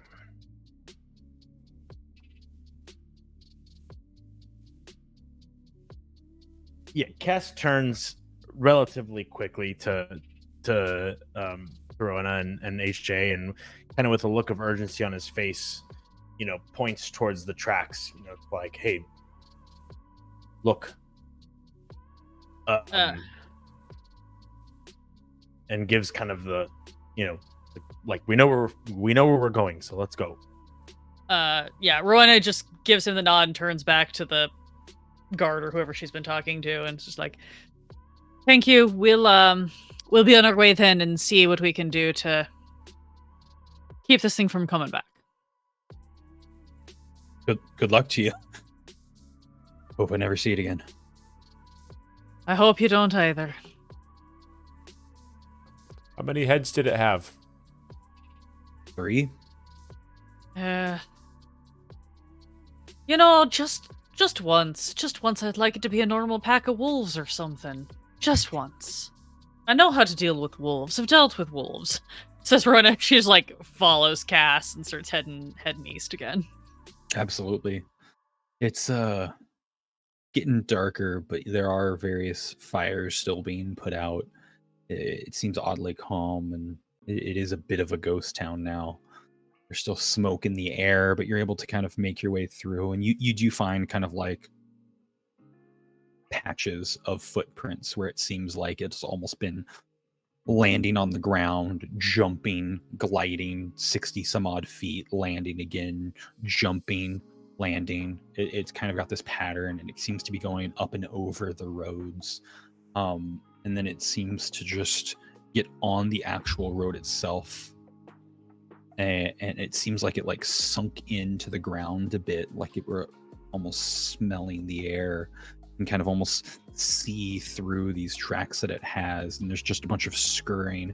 So there's just these big heavy dog prints in the front, and there's all these scratches like a giant lizard in the back, a tail whipping back and forth, and you can actually find what looks like a 4-foot-long peacock feather that's like 7-8 inches in width, kind of around this area. And there's a couple of these like molted off feathers, and it seems like it's picked up a scent and rapidly started heading east along the road.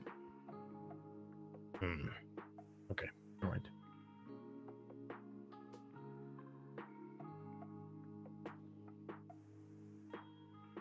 Yeah, I think we're just gonna keep racing after this thing, especially because as long as we're in a small enough group and everyone else seems to be off the roads, we might be able to gain on it based on what we've observed of road travel previously. Let's go. As we ride, again in classic maneuver, at some point Rowena will pull up next to Cass and just sort of like palm a cookie into his chest.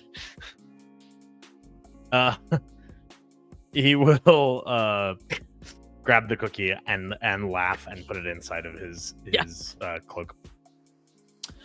Who is going to take a point on this race? I think that I probably will, given that I saw Since you're the initial tracking, tracks. right? Yeah. Yeah. Yeah. Can I get from you animal handling, or I guess a ride? Let me look at this real quick. It's animal handling because they got rid of ride yeah, for they did. 5e, Ride skill. unfortunately. Unless you're a cavalier. A 15. No. A 15? Yeah, it is definitely kicking up off to the races. Everyone kind of falls in line with you. And you're able to maintain this pace. You're kind of like going through. You spot the tracks as needed. You're able to set this nice pace, and you are rewarded for your efforts. As you're all going to need to roll initiative. And with that, you're also going to get advantage on initiative. As you come up to the backside of this 15-foot-long creature that has the hind body of a lizard.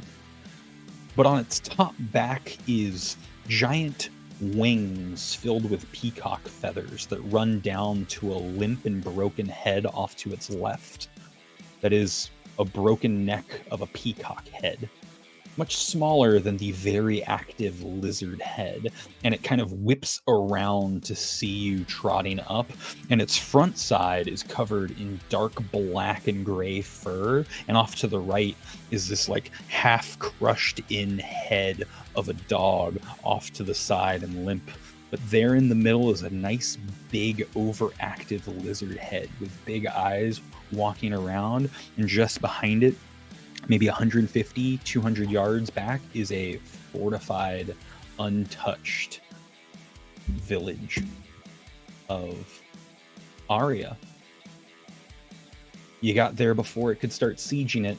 What is y'all's initiative? That's 17. 3 with advantage? 9. Oh, 9. There it is. 3, I know. 9. I should have known better. I Yeah. was like, wait a minute. No. ASL numbers. Sorry. There it is. But yes, that was with advantage. I did bad. Okay. I rolled an 18. I realized I asked for it and just totally wasn't ready for it. Been there. I'm just Mood. excited. We gotta get you in here. We're gonna beat up this already beaten up monster because the other champions clearly did us a solid. Thanks, guys. Hopefully you're I not hope dead. You're not dead. Cass, remind me what you got. You said 18. 18, and Jules? 17. That's right. I was like, I knew there was a 17 in there.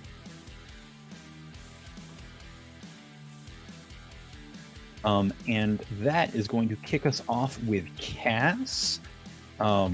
You can get up to within 30 feet before this thing actually whips around, if you like. Okay, I'm actually going to use my... So, I will preface. I think that there is a large portion of things that Cass does not understand fully about his magic and abilities as a ranger, regardless of how good he thinks he is at combat or how well trained he thinks he is. True. And I think at random times in various interactions he has randomly, he will just sort of like get a bad feeling in his gut, a chill up his back, and when that happens, he is unknowingly casting detect portal. The connection broke up for me just a little bit. Oh, sorry. Which part did you? Which part? Did you miss? The magic coming up randomly, and then it like paused, and I think I heard portal. Yeah, and I think There. that when that happens, he is unknowingly casting detect portal, as something is potentially drawing him. Sometimes it happens, sometimes it doesn't. Got it. That is what I'm doing. I'm going to use my first action to cast detect portal. Excellent. And that has a range of, I believe, 1 mile. 1 mile, correct. Excellent. You can sense 2 portals. One is in your backpack, the shape of a pomegranate. That tracks. Mhm. Okay. The other one is in the north end of Aria, just before you would leave the town, to the right side of the road. Aria or the town we were at? Aria. Aria. Aria. You're now We're on almost the to outside. Aria. Yeah. Right, I see. Aria is like 100, 200 yards ahead of you. Copy. And Right. if you can sense portals within 1 mile, you know that there's one something on the northern end of Aria, on the right side out before you would leave town. And with that, can you actually give me a wisdom just flat roll? Sorry, let me just finish this note. Yes. Just a wisdom roll. Yeah, just a wisdom flat roll. Oh, it like teetered on the 19, but landed on the 1. Just got a 3. Yeah, you are like, why the hell would there be a portal in Aria going somewhere else? And you're not even sure if that is actually what it is, because this is kind of a thing that maybe has happened once or twice before in the past. You kind of like lost this ability, but you've been knocking off some rust. And you have just this weird sense of space once within your bag, and like another like space you can't really define on the north end of Aria. Okay, my second thing is, I guess, and you can tell me if I can or can't ask this, is like, is it obvious to me if this creature has any sort of intent behind, like with that portal or with that thing, that space? Like, is it moving that direction? Is it? It was clearly moving towards Aria before it heard you coming up behind it. Okay.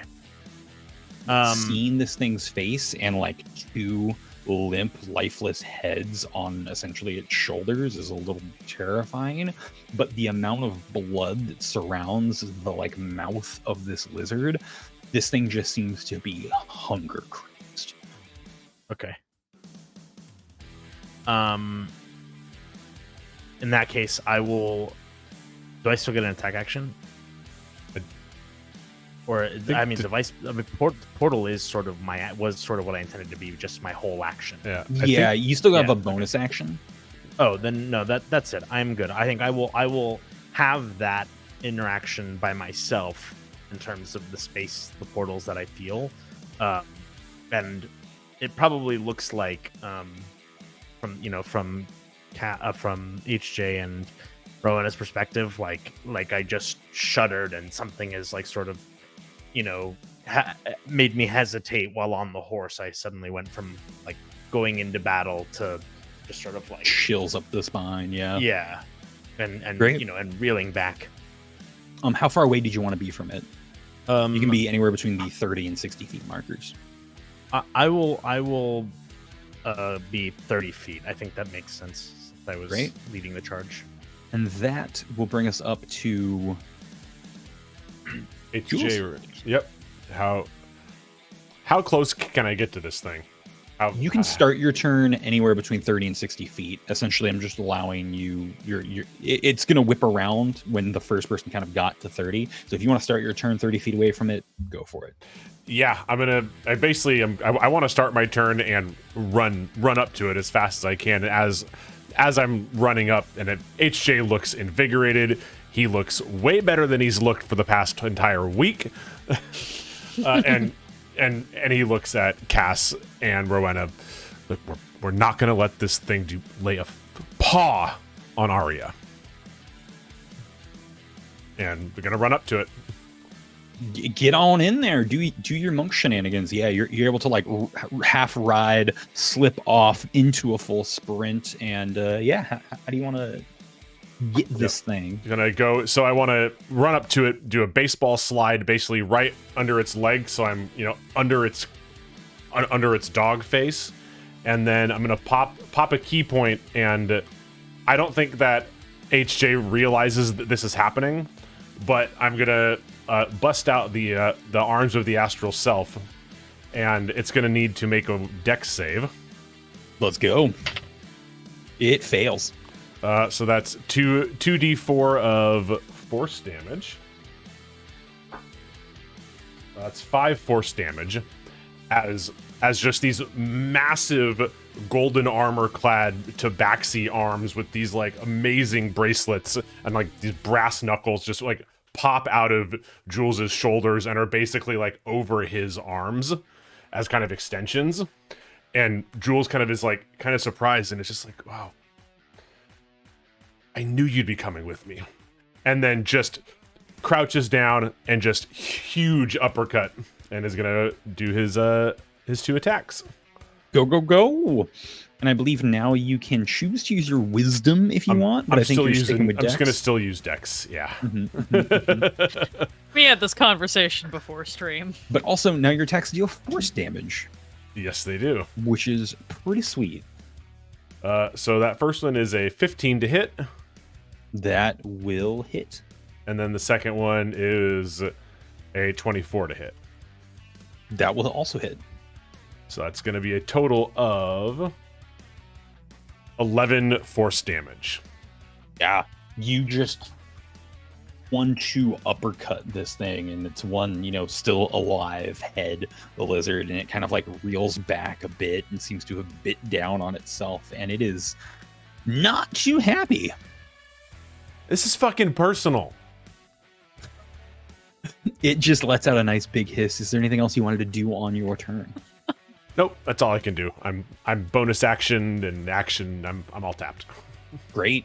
And it is going to go ahead and try to bite you with its one active head. And a 10 to hit. That's a miss. That's a big whiff. And as it like chomps down, you duck under it. It's going to stand up onto its hind legs and do like a jump kick itself and try to just scratch you with its hind legs as it like flops back down in front of you. For another whopping 10 to try and hit. That's another miss. Hella average. Yeah, it's just swiping and slashing away and comes up for naught. Kind of repositions itself a little bit around you, almost as if it's maybe just stalking you a little bit, but that will bring up Rowena. Great. Still trying to be clear on space. I need to get within melee range. Can I do that with just my existing movement? Or yes, you can start your turn Okay. within 30 feet of it. Great. Just being clear. Great. Then I'm gonna just run up to it. I'm gonna, do like a running dismount off of Farrier and kind of send him off to the side and run up and just take a hard swing at a leg or something with my short sword. Math. That is a 17 to hit. That will hit. Great. Double checking some things. Okay, cool. So, the hit itself is gonna do 6 piercing damage, Great. But as I hit with this, because the flavor is too good, the short sword just is going to erupt in flames. Dope, dope, dope. That is going to be an additional. Sorry, I'm doing math really fast. 6 fire damage, and I need it to make a strength saving throw to avoid being restrained. That is going to be a 7. That will not pass the DC of 11, so it is now restrained for 1 minute and will take 2d6 fire damage at the start of each of its turns. It can repeat the saving throw at the end of each of its turns to avoid this. So this fire erupts out of the short sword out of nowhere and kind of like wraps all of the legs in this like weird ephemeral fire chain. And Rowena just looks fully startled and confused as this happens. Yeah, and it's at that point too, those chains just were like kind of loose wrapping around, but they have now just snapped into position and are clearly chains and have actually just pressed this thing's limbs as far away from each other as possible, and it just lets out just this terrible moan of pain, bringing up Cass. You just saw some weird ass shit. A golden light burst out into a dance party.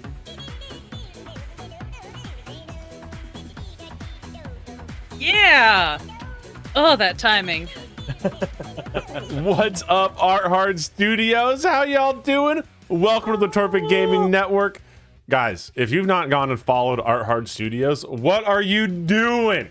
Get on in there, give them a follow. It takes 3 seconds. We hope everyone from Art Hard is doing amazing. You guys are here. You're watching the Torpid Gaming Network. We're a variety channel, and on Tuesdays, we play Dungeons & Dragons. This is 11 Fates. It's our original 5e campaign. We're fighting a chimera. Chimera. A chimera. I will murder you through the screen. It is a large beast in front of them with the body of a lizard, the front half of a dog, as well as peacock wings and a peacock head, a lizard head, and a dog head. 2 of the heads are also limp. 1 second, Mark. We got to stop you because Double T just gifted 5 freaking subs. 5 freaking subs. Legend. Thank you, Double T. Dang. All right, back at you, Mark. Yes, big, strange creature that has clearly also gone through some damage. And we come up to Cass, your turn. You've seen some weird shit. Your Tabaxi monk friend just burst out with glowing light. Your fighter friend with her, somewhat new magic sword that cleans itself just burst forward fire, causing chains to come through, binding this thing, restraining it. And it is your turn, and you got that eerie feeling on the back of your neck, like there's pockets of space on the outskirts of town. And you're on horseback 30 feet out, and there is a vile creature in front of you. I think that Cass sets that feeling aside for a second, and at once he sees the fiery chains wrap around this creature, and says to himself, "Oh, shit, right." And he pulls out the sword and hops off of Brutus and runs towards the beast that's now restrained, and swings away with his short sword. Get on in there. Roll to attack. 21. Also, it is going to hit. Before you roll damage, did you want to use a bonus action for anything? Yes, I am going to use my planar warrior bonus action, and so let me do like this. Do it like that.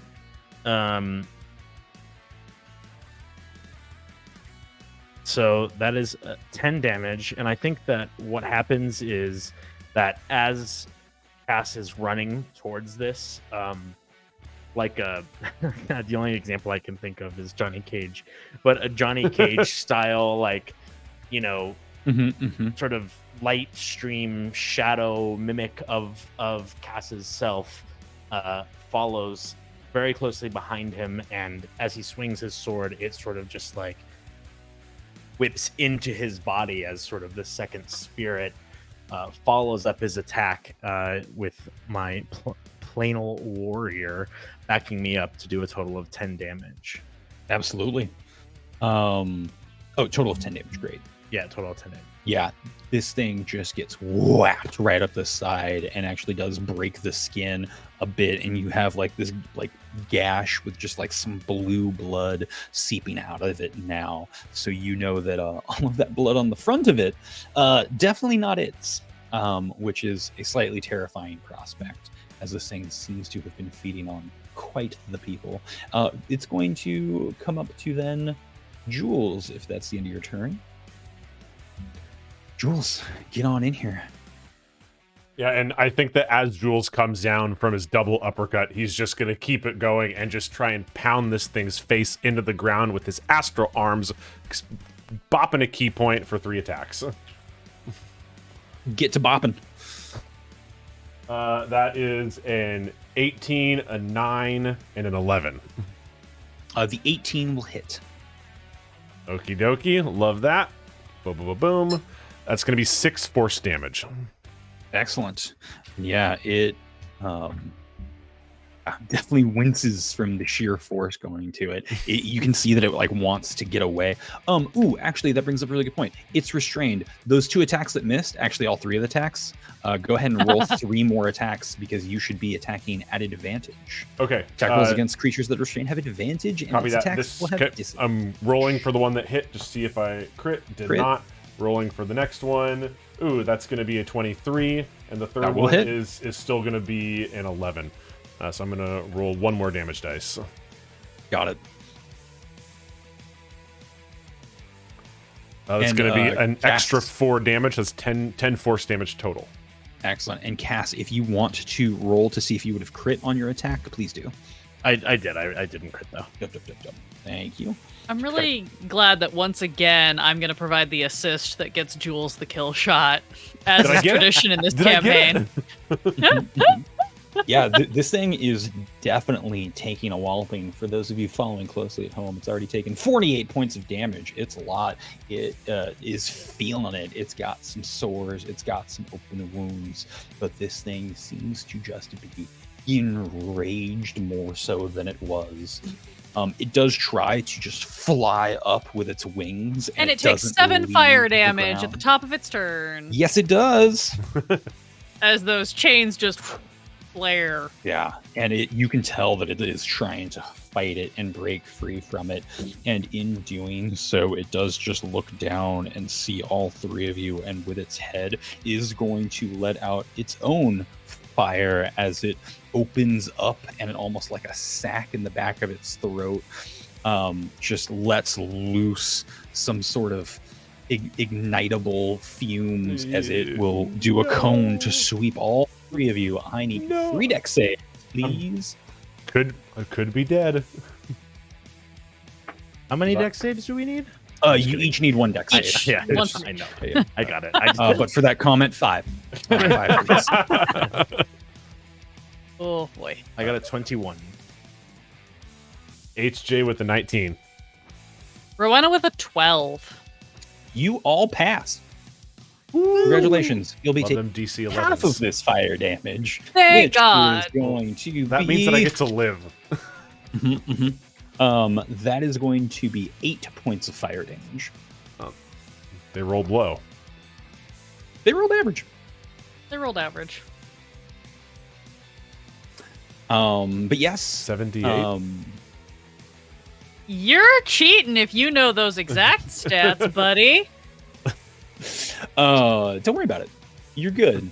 There's modifiers and stuff. It's fine. The DMG tells you exactly how much damage you're supposed to do every round to be a fair encounter. Like, it's fine. But no, you that is what it does. And at the end of its turn, it will try to break free from these chains, and it is a strength saving throw. Strength saving throw at the end of its turn. Yes. That is a DC whopping 11. 6. That is not going to do it. It is That is- still restrained. Not going to do it. It is still restrained and will be taking more fire damage on its turn, and it hates that. Let's Looks to go suck. on to Rowena. Great. I would like to bonus action shove my cookie in my mouth. Dope, dope, dope. Gonna eat that cookie, which by the way, let me double check if it's okay, yeah, it is still just 2 temp hit points. I had to double check when that levels up. Yeah. So I'm gonna eat my cookie, and as I eat my cookie, I am going to kind of recover from the like weird fire thing that just happened that I wasn't fully ready for, and I'm going to just take a nice swing at this thing, which is absolutely gonna hit. That's like a 25, which is gonna be 7 damage. And then just for the fun of it, I'm gonna go ahead and action surge. Action surge. And It's I'm always gonna fun. do that again, take another swing, because I just want to be done with this bullshit. I was not here for this. That is an 18 to hit. You That want will the hit. kill. Cool, cool, cool, cool. I would love to get a kill for once in this game. That would be nice. And that is gonna be another 8 damage. Excellent. Falcon on it. It definitely feels it. It hates being restrained because you're thinking it may have flown away already at this point. But yeah. Anything else you'd like to do? You've action surge, you bonus actioned. I think you're good unless you want to move. No, I'm fully within opportunity attack range, and even with its disadvantage, I don't want to risk that. I need to be close. So I'm just gonna stay here. That brings us up to Cass. Yeah, Cass is like not freaking out, but definitely kind of like, okay, that was neat. And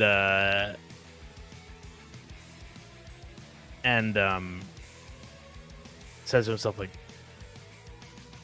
can I do that again? And then he just picks up his sword, full, astral projection and everything, or at least trying to attack this, kind of surprised by the fact that he got to the first time. Yeah, sure thing. Go ahead, roll to attack. 14. The bonus action has been spent. A Oh, 14 plus will advantage. connect. Oh, yeah. And with advantage, let's see if you crit. Nope, no crit. Okay. Yes, a 14 will do it. That 11 Excellent. would not have. Shit. Well, no matter, maybe it's weaker this time, but with astral projection and everything, it appears the same, but this time he only deals 6 damage.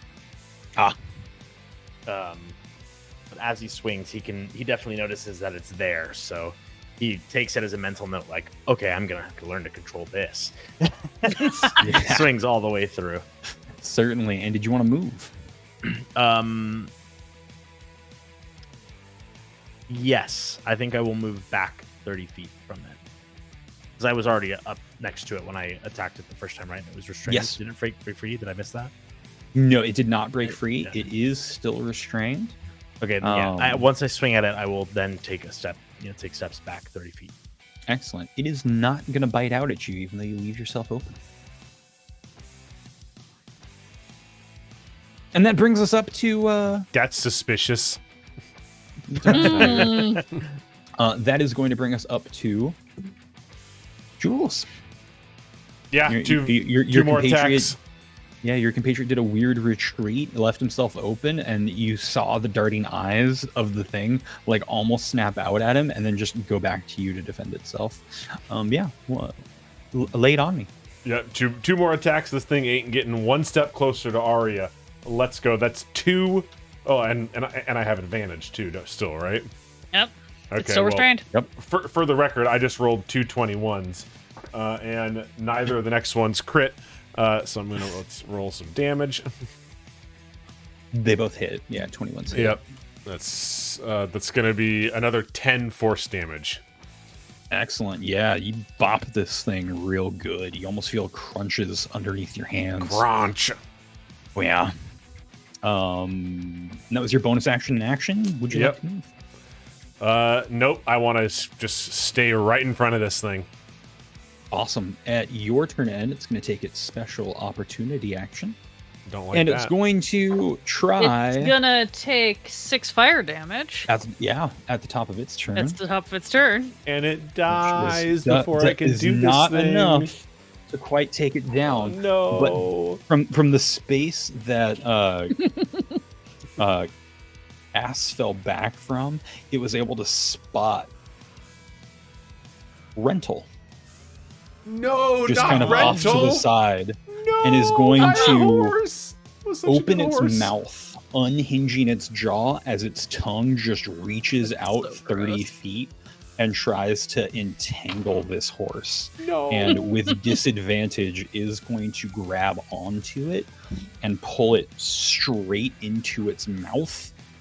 And then the horse is just gonna fold in half. It's gonna spend its action to swallow it.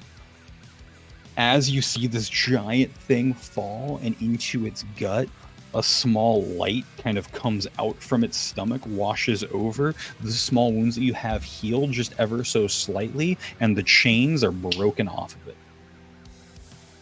Yep. No. Jules, get it together. I love that horse. You But love that everything. is- That's why you always stop to talk. That brings us up to Rowena's turn. She's just like in pure frustration. Cool. Yeah, we're gonna take a harsh swing at this guy. That's a 25 to hit. That will connect. Delightful. I keep forgetting what my modifier is for this flipping weapon. You'd think I'd know by now. That is 9 damage. There we go. Yeah, those freshly healed wounds are already opening back up again. And I think because she's so aggravated, just kind of unconsciously without realizing it, she hits a little harder than usual. And we're going to add another 3 to that with the Giant's Might Excellent. as the bonus action. So yeah, you take this nice big swing, and I think it is kind of one of those you like reel back, and it's as you arch over, you just feel like you've got like a height advantage, and you're just bringing this hammer down on it, sword down on it. I know you have a Swinging hammer. the sword like a hammer, Yeah. because let's be real, even though she is trained in the sword, when she gets aggro, she just defaults back to full like hammer rage. Mhm. Yeah, this is one of those sledgehammer swings you've used on the occasion. Yeah, you sink this thing right into it, and you're ready to take this thing on. You're staring it in its eyes now. Yeah. Cass, you're about 30 feet back, and man, dude, Rowena is hammering down on this thing, and she looks 7 feet tall, just going to battle on this thing. Oh shit. I did a dumb. Okay. Yeah, I see that and pull out my my bow and arrow and just kind of give a whistle like, "Hey, watch out." I can't even whistle. Like, you know what I'm talking about though. I'll Not like add a- it in post. Yeah, not like a but like a that Yeah. one. Mhm. Fingers in mouth whistle for those at home. Damn. 10. Oh, it's not restrained anymore either. I don't get the advantage. No, it's not. Okay. Yeah, but so I knock the arrow and load it back. This time, no astral self, nothing. I just try to make sure I don't hit Rowena, and as I let it go, I like doubt myself for a second, and it flies out and swings far left, completely misses this guy. Yeah, it does. Do you want to reposition any or stay back 30 feet? No, I think Cass is frustrated and is going to stay perfectly still and reload another arrow.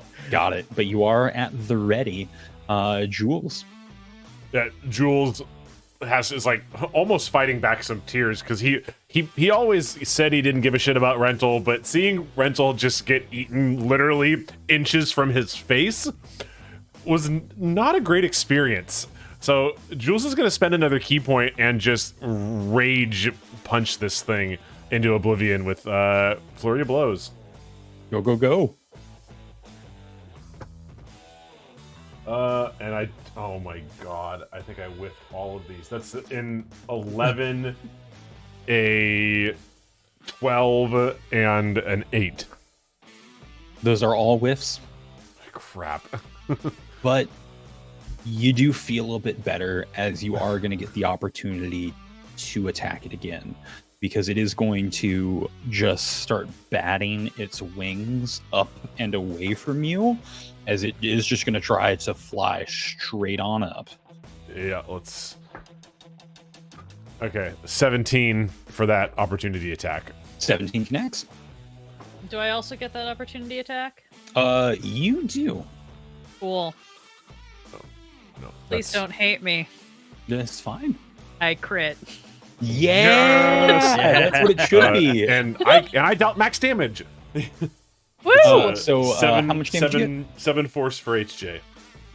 Great, and 16 Ron? piercing for Rowena. Yes. Woo! Math man. And is that with your giant's might? Giants, I did not add that to the bonus action. That was just the crit, but I could, because it's just a bonus action for the Giant's Might. So I have another one. I guess I could add that. Let me. It is a bonus action, but it lasts for 1 minute. Oh, you're right. Yes. Then let me. It is new ability stuff. Then that is it another. Is also a crit. So roll then that. That is. Oh shit. Okay, so that adds another 9 for a total of 25 from my swing. And that is enough to bring this baby topping down. So yeah, it comes up. It is clearly fighting for survival. It thought it could fight. It went into flight. Jules, you get that first one, and as it's coming out, you get up and above this thing, which feels surprising because you swear it was bigger a moment ago there, Rowena. And how do you want to knock this thing out of the sky? Oh, she's not even really, like, she got startled by the fire, and then she just got frustrated because, like, once again, like, you know, she knows Cass is off somewhere, but she's not sure what he's doing. HJ is like talking and lashing out emotionally. She's not sure what to do with any of this. It's just that general like pent up frustration that she constantly has that she doesn't have any place for. So she just full on, and it's like a full on like drops the shield off her arm and like just swings up and does the full like overhead fuck you swing on this sword into this thing. And I don't even think she consciously realizes that it's almost like she's shifted size. I don't even know if that's like actually happening or if it's just metaphorically, but like she just swings over and just cleaves this sword deep into this thing. Oh yeah, it goes right on through the one remaining head of it and just sinks on down into that chest. And it just comes with a wet thud onto the ground. And that's when you look over to your side. Jules only comes up to your waist now. Oh. It's kind of on this moment where you all dawn that you've literally doubled in size. You are standing 10'6" at the moment. Jules has these bright golden arms that extend way past his own reach around his own arms, and you even clock Cass almost being in two places at the same time. You all have kind of this surreal moment of looking at each other, and you can see kind of from the line of people out there that were fortifying Arya. They all kind of start wandering out, but they're about 20-30 feet ahead of them is Brutus.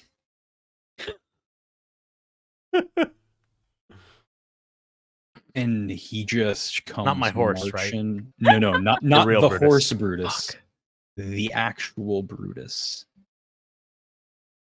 He comes marching on up. Just kind of like gives a crack of his neck.